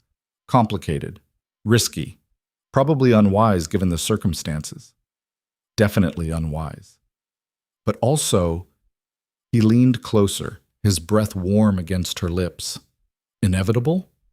Lydia should step back, should maintain professional distance, should think about consequences and reputation and all the reasons this was a terrible idea. Instead, she closed the final distance and kissed him. The world narrowed to the warmth of his mouth, the solid strength of his body, the way his hands tangled in her hair. This was nothing like the careful politeness they'd maintained for weeks. This was heat and hunger and the release of tension that had been building since that first collision in the gallery. When they finally broke apart, both breathing hard, Lydia felt dizzy. That was Vam, she began. The workshop door crashed open. They sprang apart as Lydia's father stumbled in, his face ashen with terror. Fire, he gasped. The East Wing, it's burning. Lydia's heart stopped. The East Wing, where they'd stored dozens of paintings awaiting authentication, where Adrian's renovation work had been concentrated, where the bulk of the collection was housed. They ran, through corridors filling with smoke toward the orange glow visible through windows. Servants rushed past carrying buckets, shouting for water. The acrid smell of burning wood and varnish filled the air. The East Wing was an inferno. Flames poured from windows, consuming timber and canvas with terrifying speed. The paintings, the collection she'd spent weeks cataloging, were burning. No! Lydia started toward the flames, but Adrian grabbed her. You can't go in there. The paintings, months of work, are not worth your life. His grip was iron. Lydia, the building is lost. It's already gone. She struggled against him, watching years of art history burn. Irreplaceable works turning to ash, all that beauty, all that history, destroyed. Then she froze, a terrible realization hitting her. The fire started in storage, her father was saying to someone. In the room where we'd moved the authenticated pieces, Lydia's blood turned to ice. This wasn't an accident. Adrian's expression went dark. What? The authenticated pieces, the ones I'd verified as genuine and valuable. They were all in that room. She turned to face him, horror and fury warring in her chest. Someone set this fire deliberately, someone who wanted to destroy the evidence of my work. Pemberton, Adrian's voice was deadly, or anyone else who benefits from me failing. Lydia watched the flames consume the wing, her mind racing. Everyone knows about Webb's visit, about the investigation. If all my authenticated work burns, I have nothing to defend myself with at the inquest. The fire raged for 3 more hours. By the time it was contained, the entire East Wing was destroyed. Gone with it were 47 paintings Lydia had authenticated, including 3 genuinely valuable pieces and a dozen forgeries she'd identified. Only one painting survived, the Van Eyck, still locked in her workshop cabinet in the old conservatory wing. As dawn broke over the smoking ruins, Pemberton arrived with several other county families. His expression of sympathy was transparent as glass. Terrible tragedy, Your Grace, though perhaps— he paused delicately. Perhaps this is a sign that this venture was ill-advised from the start. Converting a noble estate into a workshop, these are the consequences when we defy proper order. Adrian looked at him with eyes like winter. Get off my property. Now, Your Grace, I only meant— You meant to gloat, to use this disaster as evidence that you were right. Adrian's voice could have cut stone, but we both know this wasn't an accident, and whoever set this fire made a crucial mistake. What mistake? Pemberton's face flushed. They left Lydia alive, and she still has one painting that proves everything. Lydia stepped forward, covered in soot, her hands blistered from helping fight the fire. She looked at Pemberton and the assembled families with absolute clarity. "I found a Van Eyck," she said quietly, "hidden in storage. Dr. Marcus Webb from the Royal Academy is verifying the attribution. In 1 week, the entire art world will know that I made one of the most significant discoveries of the century. You can burn down every wing of this estate. You can destroy every other painting, but you can't destroy that." Pemberton's face went white. Around him, the other families murmured in shock. "You're bluffing," Pemberton said, but his voice wavered. "Am I?"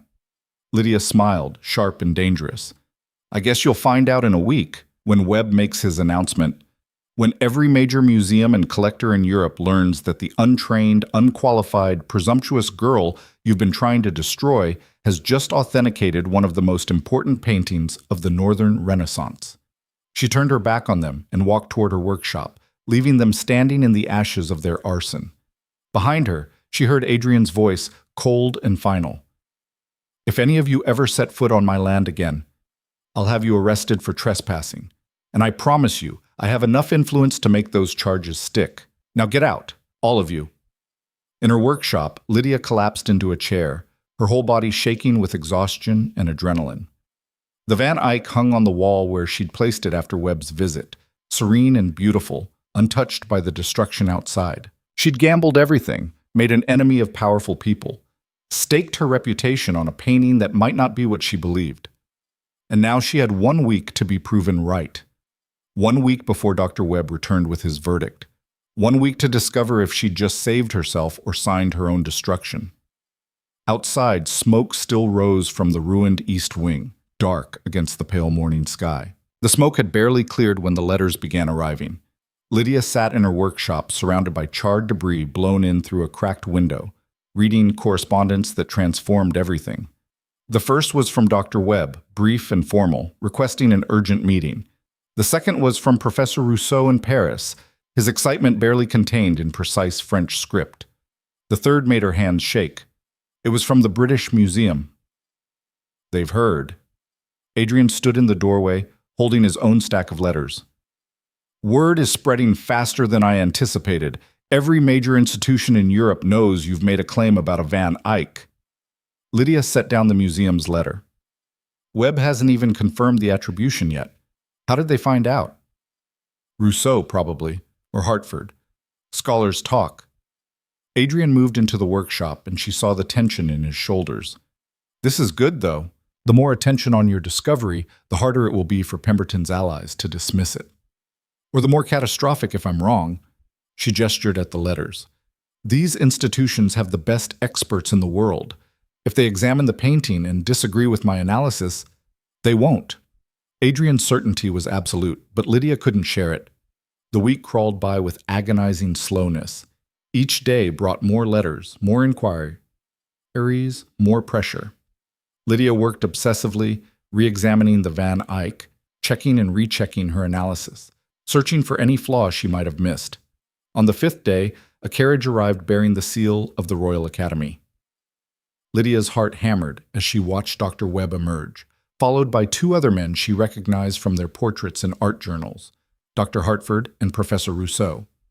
They convened in her workshop, which suddenly felt impossibly small, 3 of the most respected art historians in Europe, examining her work, her methods, her discovery.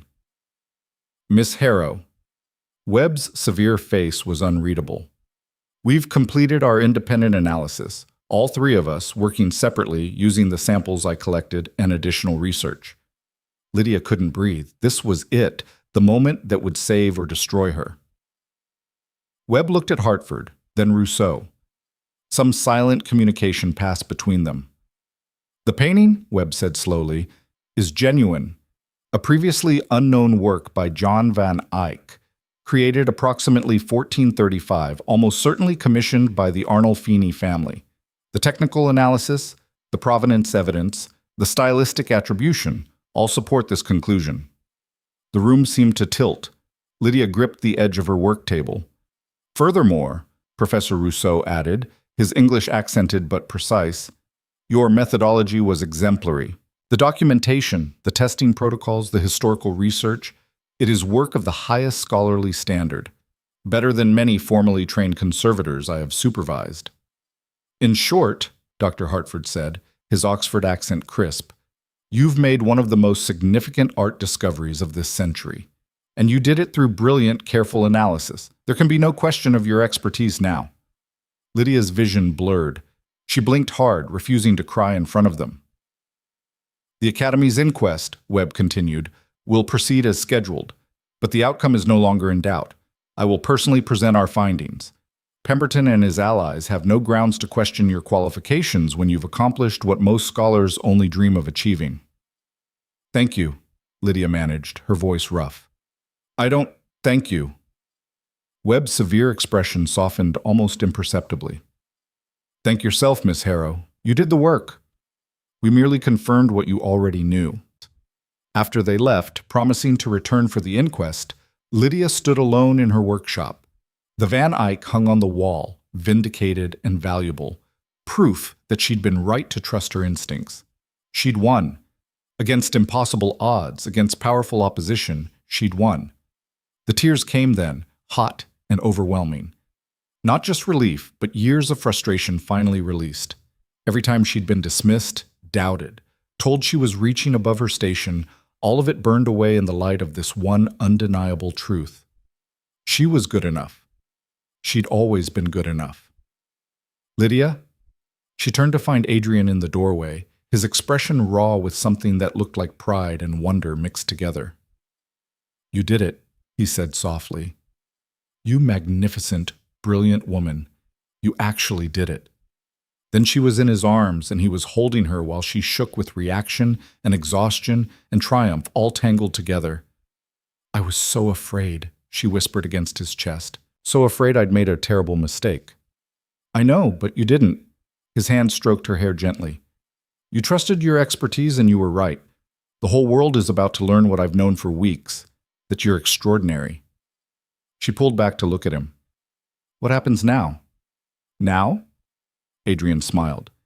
Now we prepare for the inquest, and we make very sure that everyone who tried to destroy you understands exactly what they're up against. The news spread through the county like wildfire. Within 2 days, everyone knew about the Van Eyck, about Webb's confirmation, about the girl with paint on her sleeves who'd just authenticated one of the most important discoveries in decades. The merchants who'd refused service came apologizing, suddenly eager to work with the estate. The county families who'd aligned with Pemberton fell silent, their certainty shaken. And Pemberton himself withdrew to his own lands, making no public comment. But Lydia knew he wasn't beaten. Men like Pemberton didn't surrender just because they'd lost one battle.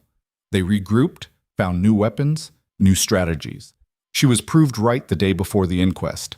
A letter arrived, delivered by private courier, marked urgent. Lydia opened it in her father's study, Adrian reading over her shoulder. It was from a London dealer named Whitmore, notorious in the art world for his ruthless business practices. The letter was brief and brutal. He claimed he'd sold the Van Eyck painting to Adrian's grandfather 40 years ago, claimed it was a known work, not a new discovery. And he had documentation, bills of sale, correspondence, shipping records, all proving his claim. If he was telling the truth, Lydia's great discovery was nothing more than a painting that had been properly documented all along. Her analysis was correct, but her claim of discovering a lost work was false, a mistake born of inadequate research. It's a lie. Adrian's voice was hard. It has to be. My grandfather's records show no such purchase. But if Whitmore has documentation, Lydia's mind raced. If he can produce evidence that this painting was known, was purchased legitimately, it undermines your credibility, makes you look careless, overeager for glory. Adrian crumpled the letter. This is Pemberton's work. He's paying Whitmore to fabricate evidence. Can you prove that? Not in time for tomorrow's inquest. Adrian's jaw clenched. And that's the point. Even if we eventually prove the documents are forged, the damage will be done. The Academy will question whether you did proper provenance research, whether you can be trusted with serious authentication work. Lydia sank into a chair, her brief triumph already crumbling. Of course, Pemberton wouldn't just accept defeat. He'd found a new angle of attack, one that turned her own discovery into evidence of her inadequacy. I did research the provenance, she said quietly. Spent weeks going through your grandfather's records. There was nothing about this painting. Nothing. I believe you. Adrian knelt beside her chair. But we need to prove it. We have... He checked his pocket watch. 18 hours until the inquest. Can you find evidence that Whitmore's documents are false? In 18 hours? Adrian, that's impossible. I'd need to examine the physical documents, trace the paper and ink, verify the seals, cross-reference with other records. Then that's what we do. He stood, decisive. I'll send for Whitmore immediately. Demand he bring his documentation for examination. If he's lying, we'll find the proof. And if he refuses to come? He won't, not if I make it worth his while. Adrian's expression was cold. Money motivates men like Whitmore more than loyalty to Pemberton. I'll offer to buy the documentation from him. Once we have the physical evidence, you can analyze it. It was risky, expensive, and possibly futile. But it was their only chance. Adrian sent the courier within the hour, carrying an offer that would have made most men gasp. £5,000 for Whitmore's documentation, no questions asked, payment on delivery. Then they waited. Midnight came and went. Lydia paced her workshop, too anxious to sleep. Adrian sat at her work table, methodically going through his grandfather's records again, searching for anything they'd missed. Here. He held up a ledger, pointing to an entry from 1802. Large purchase from a dealer in Antwerp. Could this be related? Lydia examined it. Wrong date. The Van Eyck would have been purchased earlier, if at all. The Antwerp dealer specialized in Dutch Golden Age works, not Northern Renaissance. I'm grasping at straws. I know, so am I. She resumed pacing. What if Whitmore doesn't come? What if he's already given his documentation to Pemberton, and this is just a way to keep us occupied while they prepare their attack? Then we go to the inquest with what we have and fight anyway. Adrian set down the ledger. Lydia, stop. Come here. She turned to find him standing, hand extended. Cautiously, she moved closer. Whatever happens tomorrow, he said quietly, you've still made an extraordinary discovery. Webb, Hartford, and Rousseau all confirmed the Van Eyck is genuine. That doesn't change, regardless of Whitmore's claims. But if I failed to properly research the provenance, then you made an understandable error, one that doesn't negate your expertise. His hands found her shoulders, steady and warm. You're catastrophizing, imagining the worst possible outcome. But even in the worst case, you've still proven you can authenticate a Van Eyck. That's more than most experts achieve in a lifetime. It's not enough. Not if Pemberton uses this to destroy my credibility. Then we won't let him. Adrian pulled her closer and she went without resistance, too tired and frightened to maintain distance. I meant what I said weeks ago. We're partners in this. Whatever comes, we face it together. Lydia rested her forehead against his chest, listening to the steady beat of his heart. Why are you doing this, really? You could walk away, let me take the fall alone, protect your own reputation. Because He stopped, and she felt his body tense. Because you matter to me. More than reputation, more than the opinions of people like Pemberton, you matter. She looked up at him, and the expression on his face made her breath catch. This wasn't just partnership or professional respect. This was something deeper, more dangerous. Adrian? The door burst open. They sprang apart as a servant rushed in, breathless. Your Grace, a carriage just arrived. The London dealer is here. Faras docile. Whitmore was a thin man with calculating eyes and nervous hands. He clutched a leather portfolio like it contained the crown jewels, which, in a sense, it did. If the documents inside could destroy Lydia's reputation, they were worth more than gold to Pemberton. Your Grace, Whitmore bowed stiffly. I received your generous offer, though I must say the price seems excessive for simple documentation. Show me. Adrian cut him off, voice cold. Whitmore hesitated, then opened the portfolio. Inside were several documents, bills of sale, correspondence between Adrian's grandfather and a dealer in Bruges, shipping manifests. Lydia's heart sank. They looked genuine. Old paper, period-correct ink, appropriate seals. These documents, Whitmore said smoothly, prove that the Duke's grandfather purchased this Van Eyck painting in 1798 from the estate of a Belgian collector. The painting was properly documented and transported to England. Far from being a lost work, it was a known piece that simply remained in private hands. "Let me examine them." Lydia held out her hand. Whitmore pulled the documents back. "First, the payment your grace promised.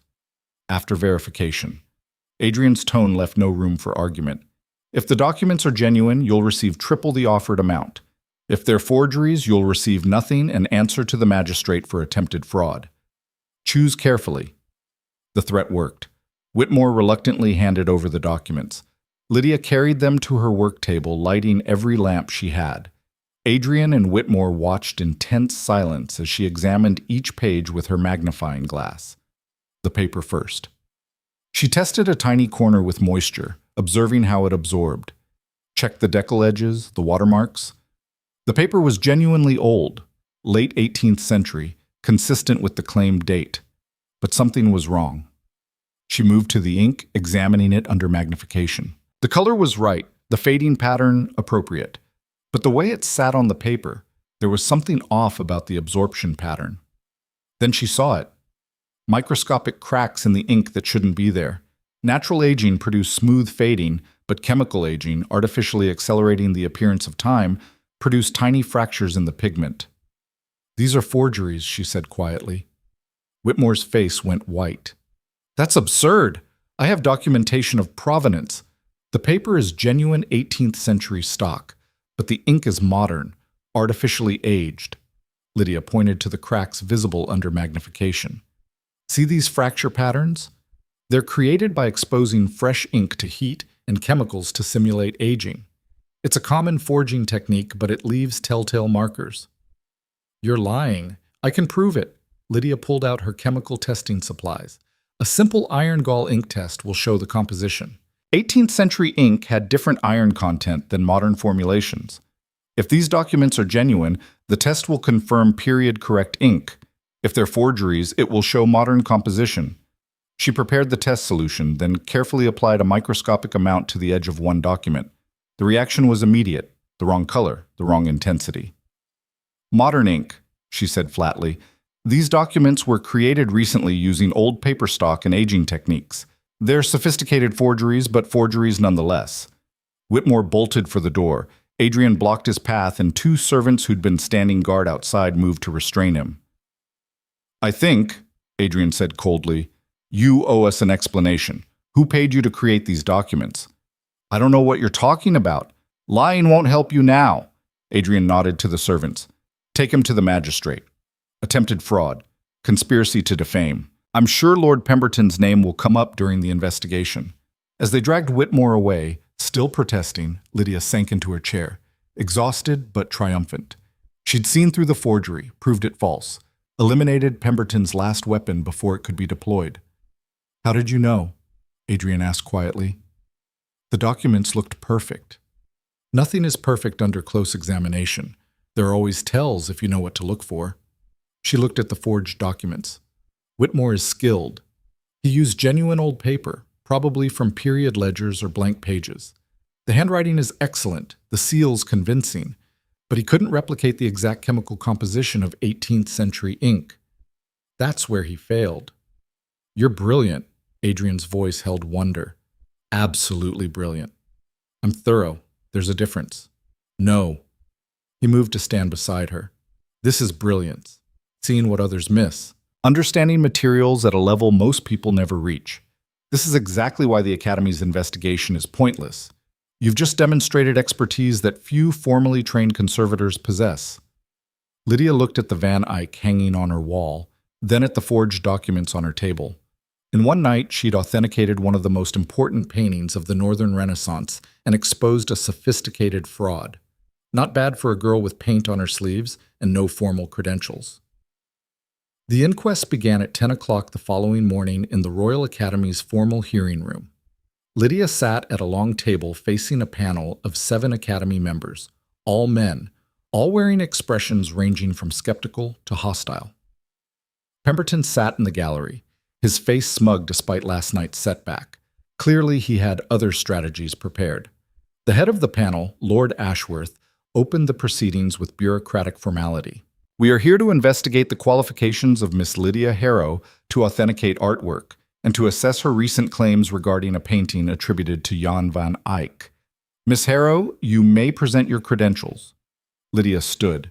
She wore her best dress, had scrubbed the paint from her hands, pulled her hair into severe respectability.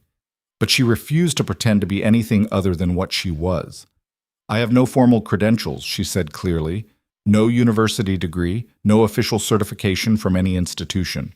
My training came through apprenticeship with a master restorer in London, and through years of independent study and practice. Murmurs rippled through the gallery. One panel member leaned forward, his expression disdainful. Then on what basis, he asked, do you claim expertise sufficient to authenticate major works of art? On the basis of knowledge, skill, and results. Lydia held his gaze. I can identify pigment composition through visual examination and chemical testing. I can date artwork through analysis of materials, techniques, and aging patterns.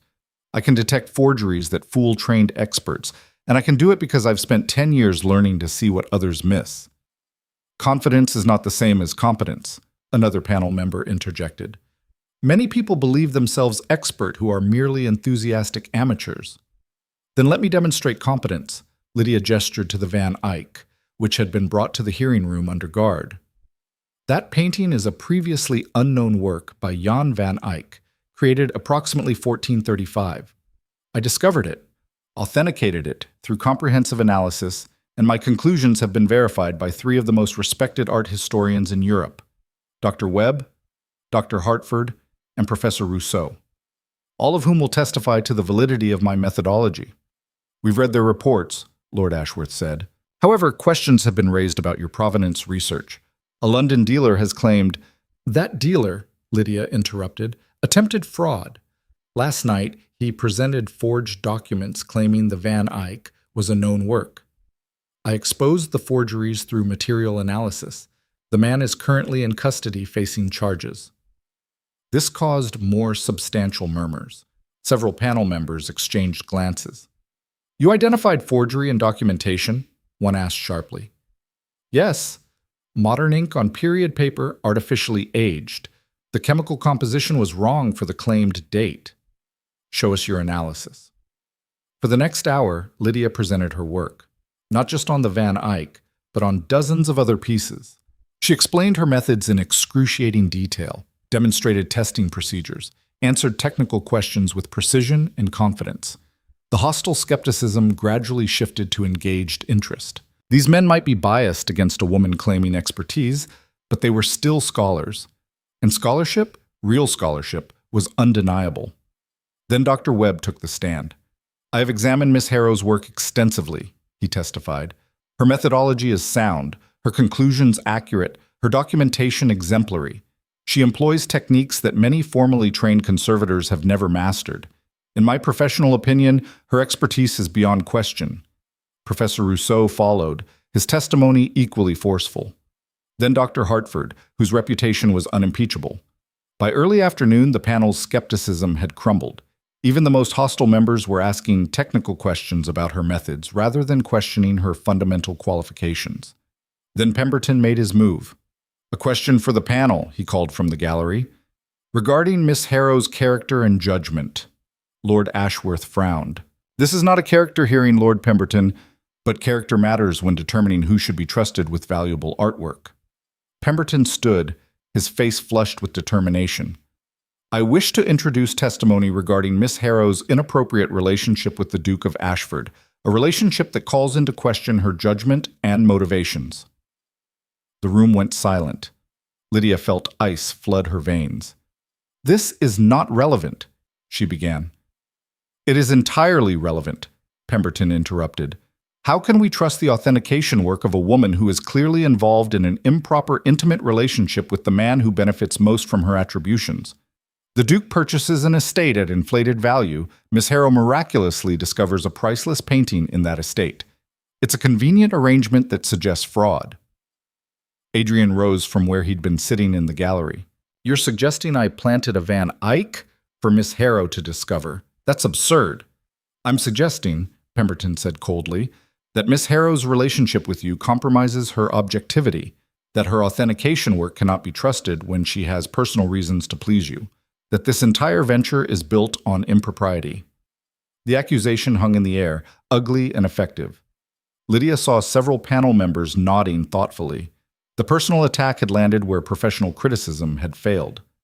My personal life, Lydia said, voice shaking with fury, has nothing to do with my expertise.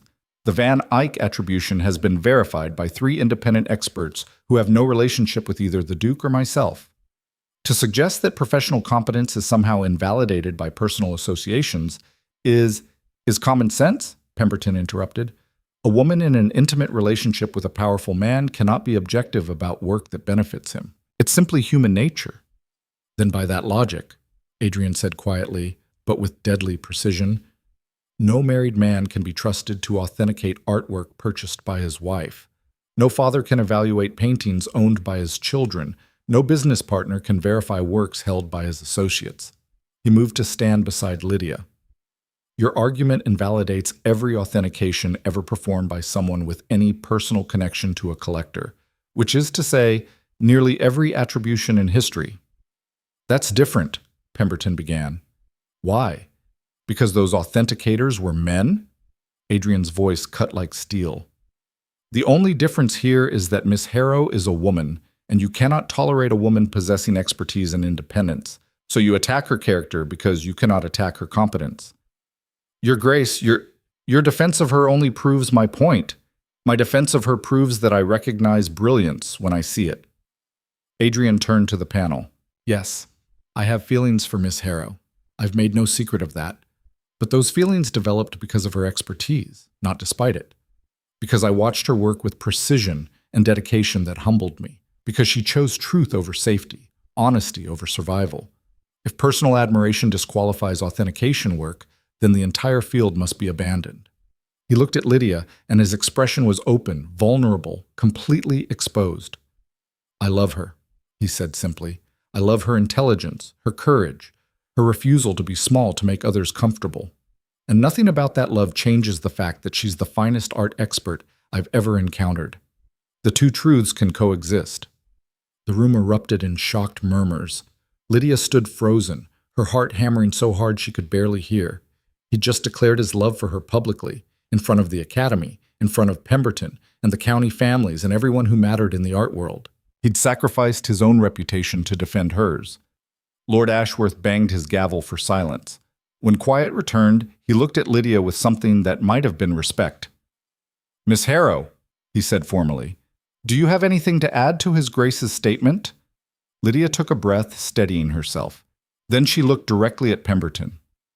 You came here expecting me to fail, she said quietly.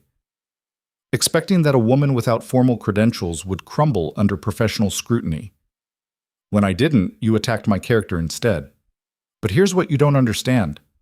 My character is exactly why my work is trustworthy. I chose truth when lying would have saved my family's estate. I identified forgeries even when it hurt my father's chances at sale. I've built a career on refusing to compromise integrity for convenience. She turned to the panel. Yes, I have feelings for the Duke, but those feelings don't change material analysis. They don't alter pigment chemistry or wood dating or provenance research. The Van Eyck is genuine because the evidence proves it genuine, not because I want it to be. And if you cannot separate personal life from professional competence, then the problem is with your assessment criteria, not with my qualifications. Silence filled the room. Then, unexpectedly, Dr. Webb stood. Lord Ashworth, if I may. At the panel head's nod, Webb continued. I've been evaluating artwork for 40 years. I've worked with hundreds of scholars, authenticators, and conservators, and I can say without hesitation that Miss Harrow's work is among the finest I've encountered. Her discovery of the Van Eyck is legitimate. Her methodology is sound, and her integrity is unquestionable. If this panel rejects her qualifications, it will be making a decision based on prejudice rather than evidence. I urge you to render judgment based on competence, not on outdated ideas about who is permitted to possess expertise. Lord Ashworth looked at his fellow panel members. Some silent communication passed between them. Then he turned back to Lydia. This panel will adjourn to deliberate. We'll render our decision within the hour. The waiting was agony. Lydia paced the corridor outside the hearing room while Adrian stood watch, his earlier declaration still hanging between them like unspoken lightning. "You didn't have to say that," she finally whispered, "about loving me. You've compromised yourself." "I said what's true." Adrian's voice was steady. "I'm tired of careful political calculations and strategic silence. You taught me that. You refuse to be anything less than honest even when it costs you. I wanted to do the same. But if the panel rules against me, your support will be seen as, I don't care." He took her hands, holding her gaze. "Lydia, whatever they decide, I meant every word. I love you. I want to build this restoration center with you, spend my days watching you bring damaged beauty back to life, argue with you about pigment chemistry and provenance research. I want—" He paused, then smiled slightly. "I want to marry you, if you'll have me. Though I suspect you'll insist on terrible things like keeping your workshop and maintaining professional independence." "Of course I would," Lydia said, her throat tight. "I'm not giving up my work for anyone, not even a duke who apparently loves me." "I wouldn't ask you to." Adrian's thumb traced circles on her palm, the familiar gesture now weighted with new meaning. "I'm asking you to share your work, to let me be your partner in building something extraordinary, to take a risk on the future we could create together." Lydia looked at him. This man who'd defended her publicly, who'd fought beside her against impossible odds, who loved her, not despite her sharp edges, but because of them. "Ask me again," she said softly. "After the panel rules. If they rule in my favor, if my reputation survives this, ask me again. And if they rule against you, then I'll give you the same answer, because I'm not that sensible." She smiled through tears she refused to shed. "But I want to face their decision first. Want to know I'm making this choice as myself, not as someone who needs rescuing." Adrian nodded, understanding. "Then we wait together." The hours stretched endlessly. Then the door opened and Lord Ashworth emerged. "The panel has reached its decision." They returned to the hearing room, packed now with observers who'd heard about the dramatic testimony. Pemberton sat rigid in the gallery, his face set in defiant anger. Lord Ashworth cleared his throat. "Miss Lydia Harrow, this panel has reviewed your work, examined your methodology, and heard testimony from respected experts. We have also considered the question of your formal credentials, or lack thereof." He paused, and Lydia's heart nearly stopped. "It is our unanimous conclusion," Lord Ashworth continued, "that expertise is demonstrated through competence, not through academic pedigree. Your authentication of the Van Eyck painting is valid, your methodology is sound, and your qualifications, while unconventional, are more than sufficient to warrant this Academy's recognition." The room erupted. Lydia stood frozen, barely comprehending. "Furthermore," Lord Ashworth raised his voice over the noise, "this panel recommends that Miss Harrow be granted associate membership in the Royal Academy with full authentication privileges. It is time this institution recognized that excellence comes in many forms, including from those who've earned expertise through dedication rather than inherited it through privilege." It was victory. Complete, undeniable victory. Pemberton stormed from the room, his face purple with rage. The county families who'd supported him looked stunned. And Dr. Webb was smiling, actually smiling, with what looked like genuine pride. Adrian's hand found Lydia's, squeezing gently. She turned to him, and the question in his eyes was clear. "Yes," she said, too quietly for anyone else to hear. "Ask me again." His smile was brilliant, transforming his usually severe face.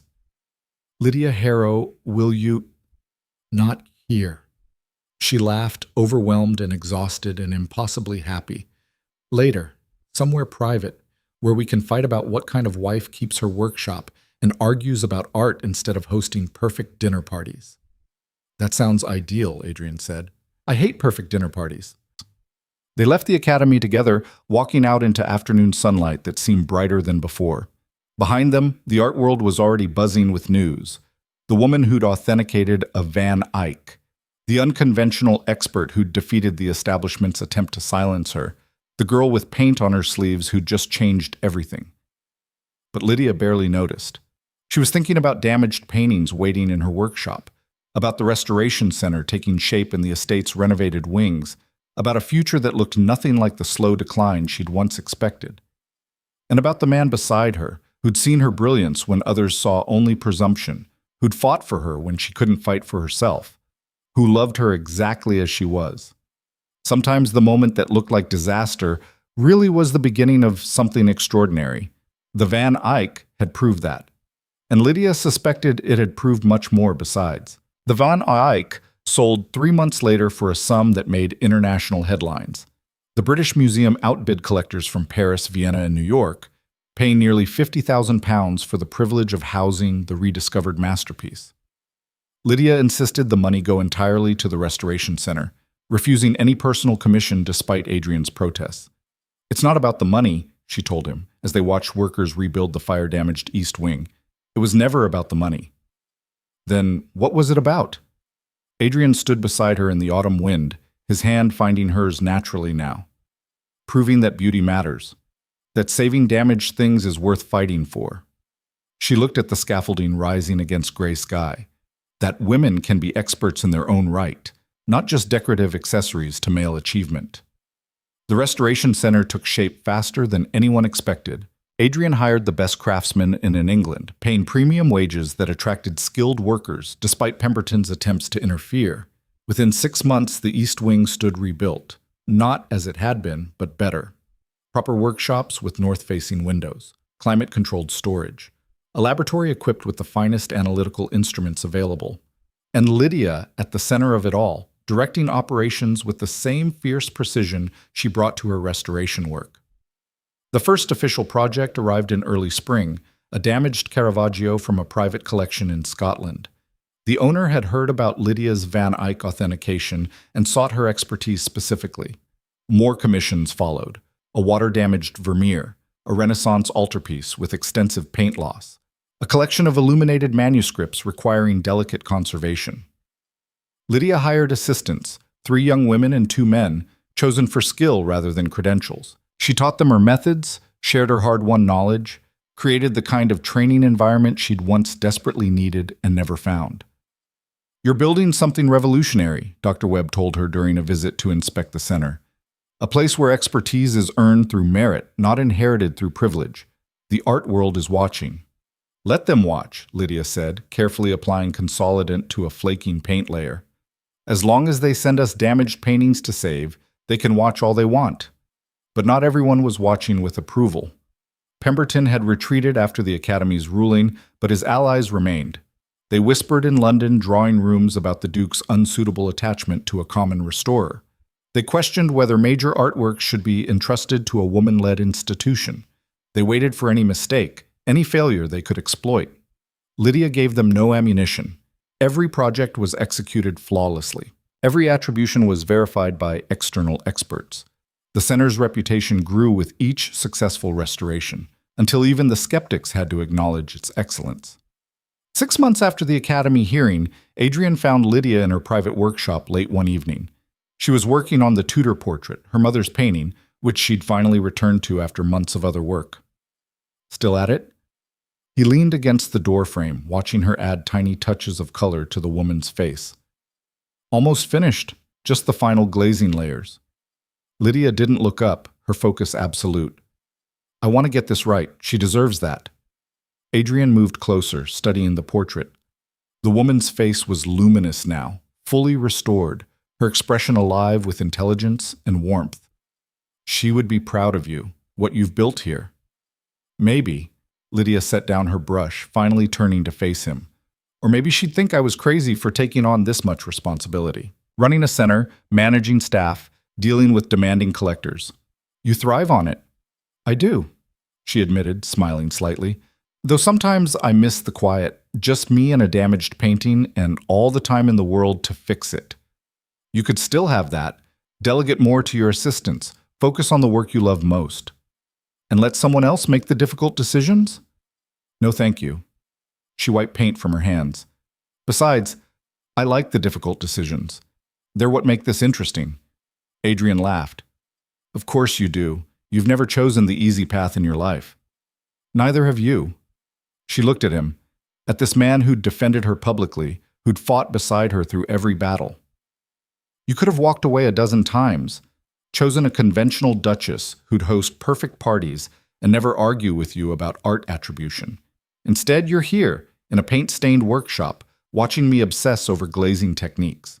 Best decision I ever made. He pulled a small box from his pocket, which brings me to something I've been meaning to ask.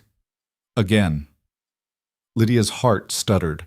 They'd avoided this conversation for months, both too busy with the center's launch to focus on personal futures, but the question had hovered between them, patient and inevitable. Adrian, I know. You're going to insist on conditions, on maintaining your independence, keeping your workshop, running the center without interference. He opened the box, revealing a ring, simple, elegant, with a single perfect diamond. I'm agreeing to all of it before you even ask, because I don't want a conventional duchess. I want you, exactly as you are. Lydia stared at the ring, her throat tight. Marriage had always seemed like surrender to her, giving up autonomy for security, trading self for social acceptance. But this didn't feel like surrender. It felt like partnership, like choosing to build something together while remaining wholly themselves. I'll keep my name professionally, she said. Lydia Harrow, not the Duchess of Ashford in my authentication work. Agreed. And the center remains independent, not the Duke's restoration project, but a true institution in its own right. Absolutely. And if we argue about art, which we will, you have to actually listen to my expertise instead of pulling rank. Adrian smiled. I've never won an argument with you about art.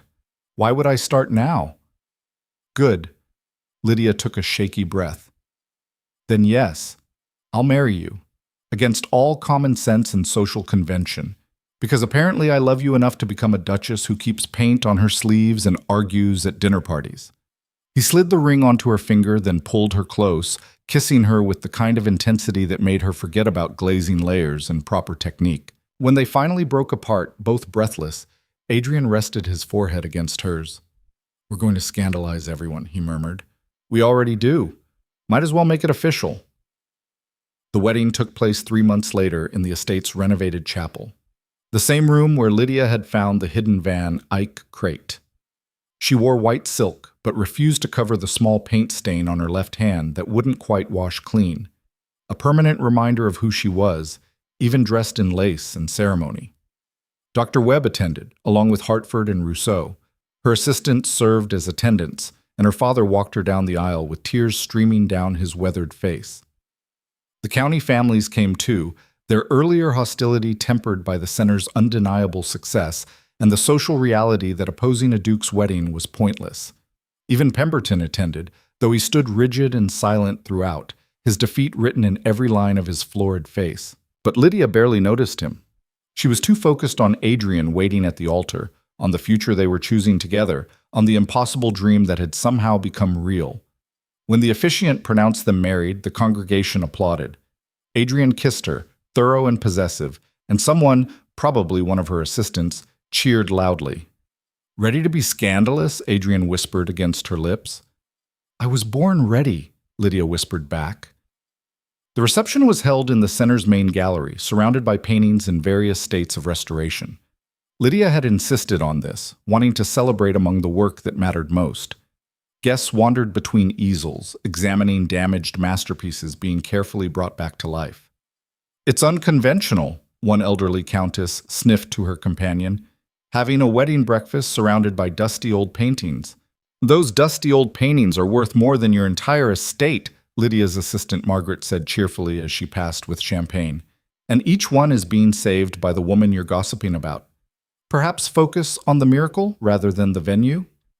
The Countess sputtered, but Margaret was already gone, serving drinks to Dr. Webb, who was deep in conversation with a visiting conservator from Florence. Lydia watched from across the room, smiling. This was what she'd built.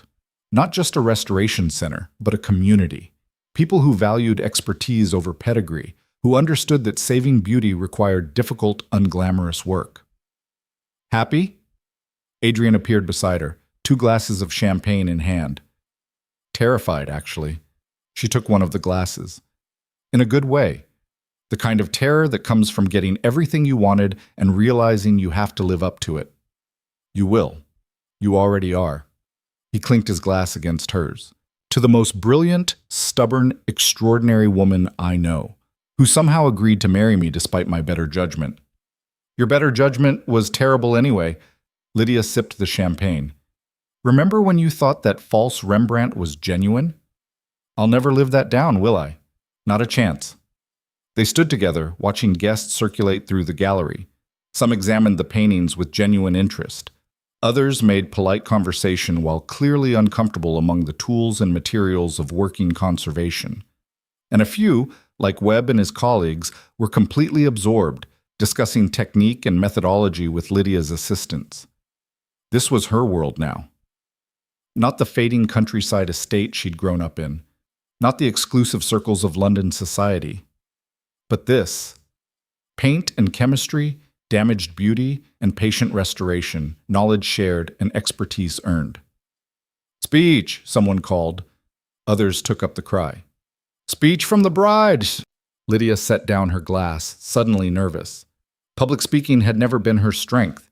She preferred the quiet conversation between herself and old paintings, where words were less important than observation. But Adrian squeezed her hand encouragingly, and she stepped forward to face the crowd. I'm not good at speeches, she began. I'm better with brushes than words. But I want to say something about what this place means. She gestured at the gallery around them, at the paintings waiting for her skills, at the assistants she'd trained. A year ago, this estate was dying. I was working alone in a crumbling greenhouse, trying to save paintings with inadequate tools and no resources. And the world, particularly the art world, was very clear about my place in it. Women didn't authenticate major works, didn't run conservation centers, didn't challenge established experts. We were decorative, not functional, appreciated for appearance, not achievement. Some guests shifted uncomfortably. Good. Let them be uncomfortable. But I refused to accept that limitation, and I found someone. She looked at Adrian. Someone who saw expertise instead of gender, who valued competence over convention, who was willing to risk his reputation to defend mine. She turned back to the crowd, her voice strengthening. This center exists because we both believe that beautiful things are worth saving, even when they're damaged. That expertise comes in unexpected forms, that the work itself matters more than who does it. She paused. There are damaged paintings all over this country, all over Europe, slowly deteriorating because no one with proper credentials cares enough to save them. I want to save them, every single one that comes through these doors, and I want to train others to do the same, regardless of their background, their connections, or whether they fit conventional expectations. Applause rippled through the gallery, some polite, some genuine, and from her assistants and colleagues, thunderous. So yes, Lydia concluded, I'm the Duchess of Ashford now, but I'm also Lydia Harrow, art restorer, and I will remain Lydia Harrow because that's who I fought to become. That's who I am. The applause swelled. Dr. Webb was nodding with clear approval. Even some of the skeptical county families looked thoughtful, perhaps reconsidering their earlier judgments. And Pemberton was leaving, his face dark with suppressed fury, unable to stomach the celebration of everything he'd tried to destroy. Good riddance. Later, as twilight fell and guests began departing, Lydia found herself alone in her private workshop. She'd slipped away from the reception, needing a moment of quiet amid the overwhelming day. The Tudor portrait hung on the wall, finally complete. 3 years of work finished at last. Her mother's face looked back at her, alive and vibrant, rescued from fire and water and time. I did it, Lydia whispered to the painting. Everything you never got to do. I made them see me. Made them acknowledge that I'm more than decorative, that I matter. The door opened quietly. Adrian entered, still in his wedding clothes, loosening his cravat. Hiding from your own reception? Breathing. There's a difference. Lydia turned to face him. Thank you for all of this, for believing in me when no one else did. You believed in yourself. I just had the good sense to listen. He moved to stand beside her, studying the completed portrait. She's beautiful. You brought her back perfectly. I hope so. She deserved perfect. Lydia leaned against him, letting herself feel the full weight of the day, the triumph and terror and overwhelming reality of the future they'd chosen. What happens now? Now? Adrian wrapped an arm around her shoulders. Now we build the life we want. You run this center into the most respected restoration institution in Europe. I support you and try not to interfere. We argue about art, scandalize society, and prove that unconventional partnerships can be the strongest kind. Sounds exhausting. Sounds perfect. Lydia laughed, some of the tension releasing. We're going to fail sometimes. There will be paintings I can't save, attributions I get wrong, criticism we can't silence. I know, and we'll handle it together. Adrian turned her to face him. That's what partnership means, sharing the failures along with the triumphs. I love you, Lydia said, the words still feeling new and slightly dangerous. Even though you're a duke and I'm supposed to be more deferential. Please never be deferential. I'd miss the arguments. He kissed her forehead. I love you too, even though you're stubborn and reckless and completely impossible. Especially because I'm those things. Especially because... They stood together in the workshop as darkness gathered outside. Two people who'd collided in a gallery over spilled champagne and turned that chaos into something extraordinary. The months that followed brought challenges Lydia had expected, and some she hadn't. A Renaissance Madonna arrived with extensive paint loss that required months of painstaking reconstruction.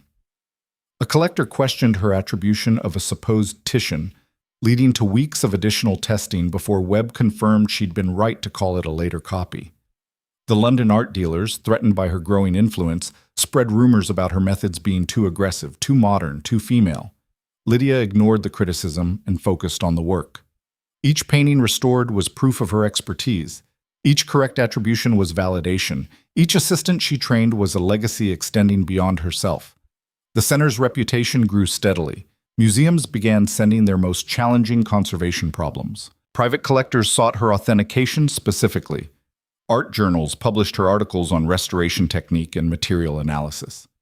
And slowly, inevitably, the art world's resistance crumbled. Not because Lydia changed who she was, but because her work became too good to dismiss.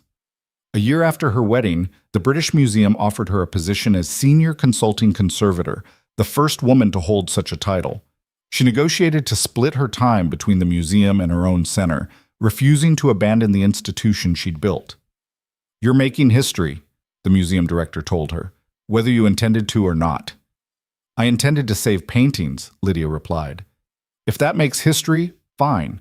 But the work matters more than the headlines. Still, she couldn't deny the satisfaction when younger women began writing to her, asking for advice on entering the field. When girls from working families sought apprenticeships inspired by her example. When the Royal Academy quietly revised their membership criteria to emphasize demonstrated competence over formal credentials. Change was slow, frustratingly gradual, but it was happening, and Lydia was at the center of it, whether she wanted to be or not.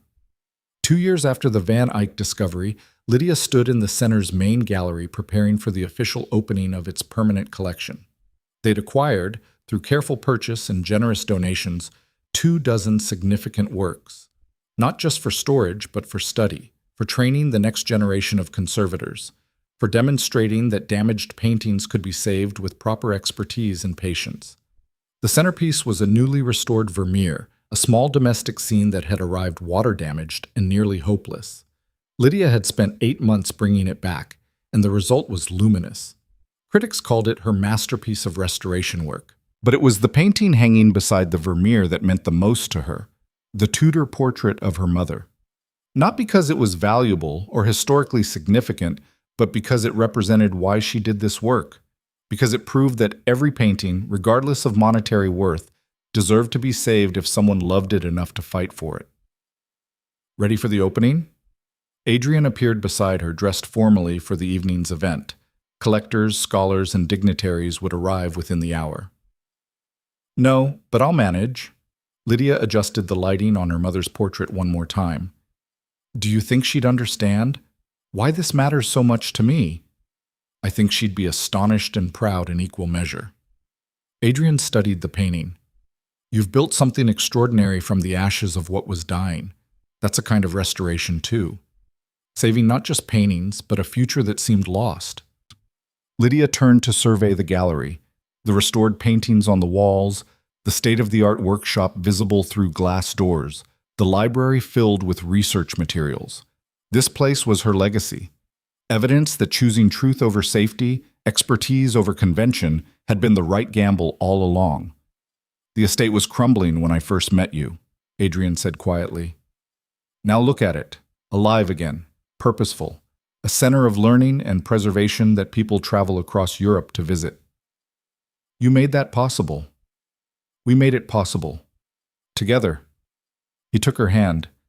That's what we've been doing all along, restoring something that seemed beyond saving. But instead of a painting, it was a future. Your future, my future, the future of this place. The first guests began arriving, their carriages crunching on the newly graveled drive.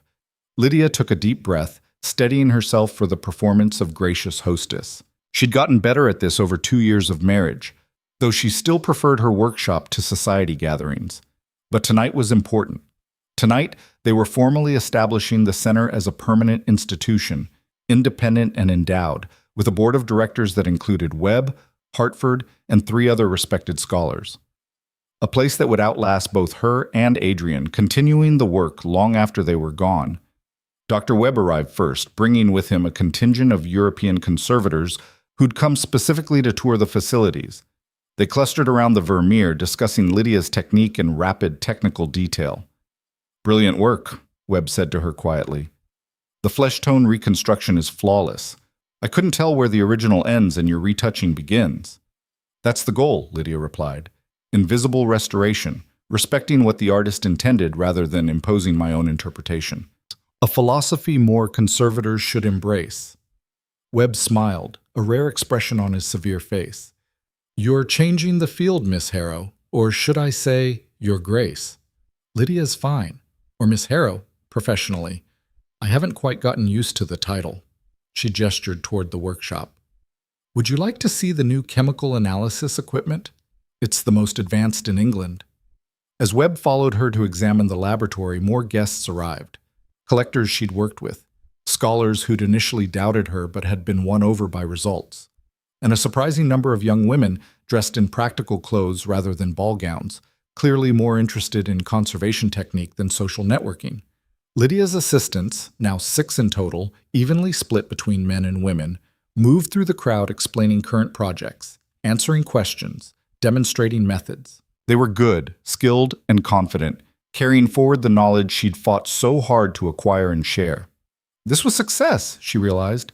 Not just personal achievement, but legacy. Not just proving herself, but creating space for others to follow. Not just surviving the hostility and skepticism, but transforming the field itself. The evening stretched long.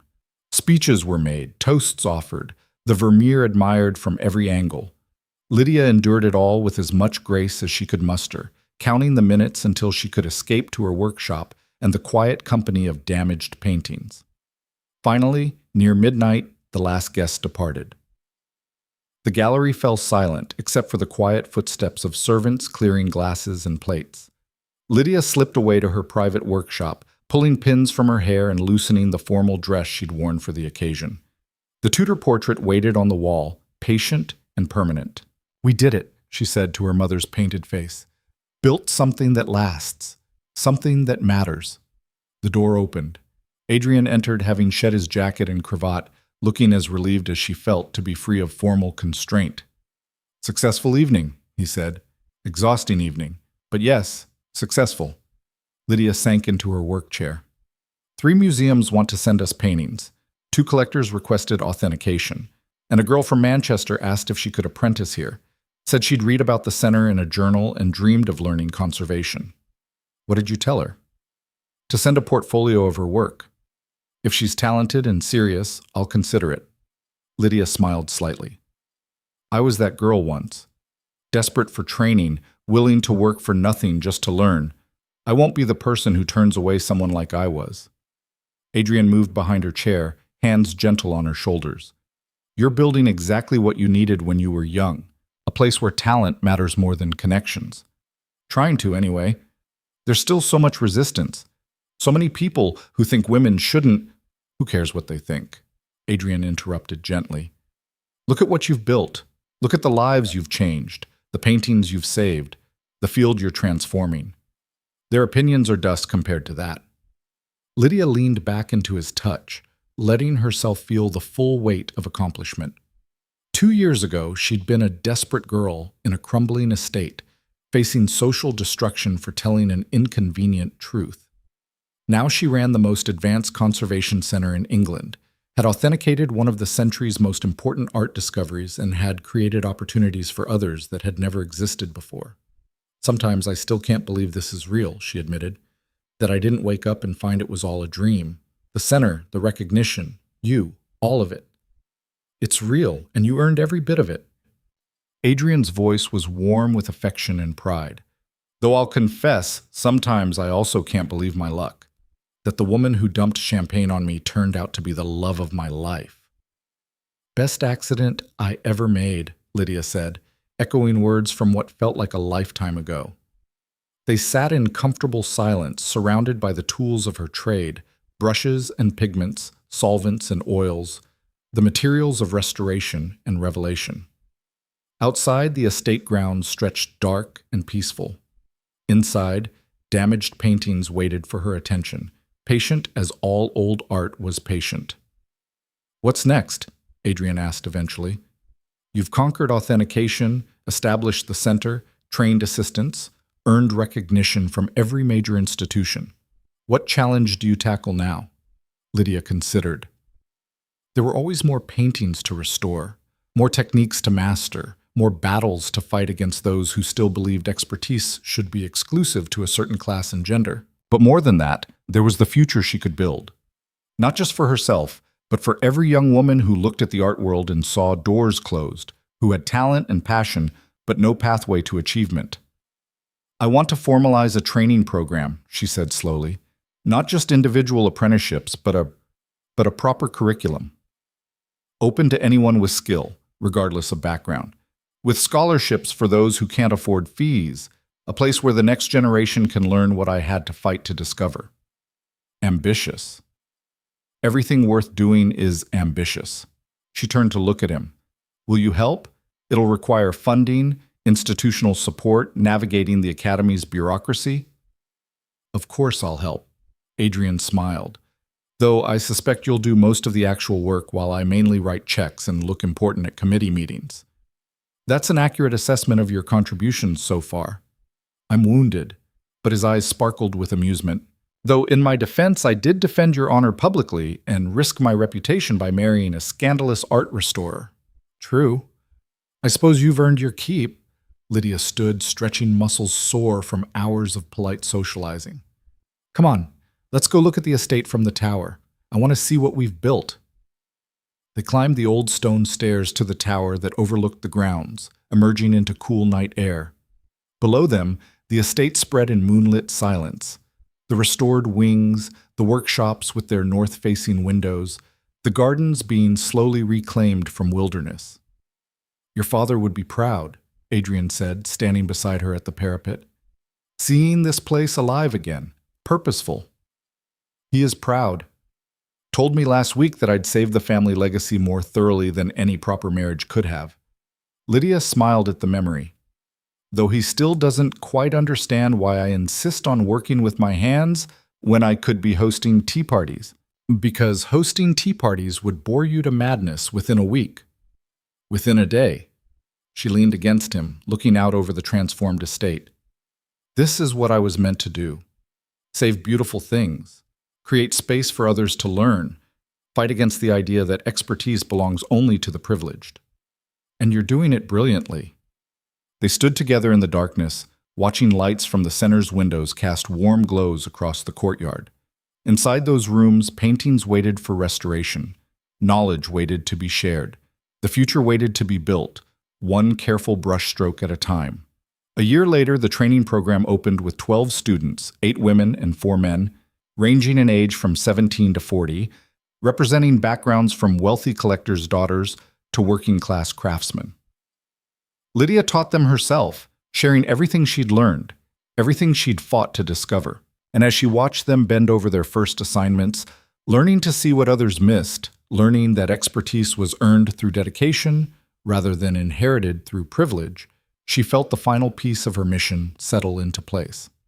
She'd done it, built the future she'd once only imagined, created opportunities that hadn't existed, proved that damaged things, paintings, estates, futures, could be saved if someone cared enough to fight for them. The girl who'd refused to bow had become the woman who'd changed everything. Not by compromising, not by making herself small, but by insisting on her own worth until the world had no choice but to acknowledge it. Sometimes the moment that looked like disaster, a shattered champagne glass, a ruined shirt, a truth told when lies would have been safer, really was the beginning of something extraordinary. Lydia had proved that. The estate had proved it. And every painting that passed through her workshops, emerging from damage into renewed beauty, proved it again. The house that had been dying was alive now, not despite the choices she'd made, but because of them. And standing in her workshop, surrounded by students eager to learn, by paintings waiting to be saved, by the man who'd chosen to build this impossible future beside her, Lydia Harrow, the girl with paint on her sleeves who'd dared to know more than she was supposed to, finally understood what victory felt like. It felt like coming home.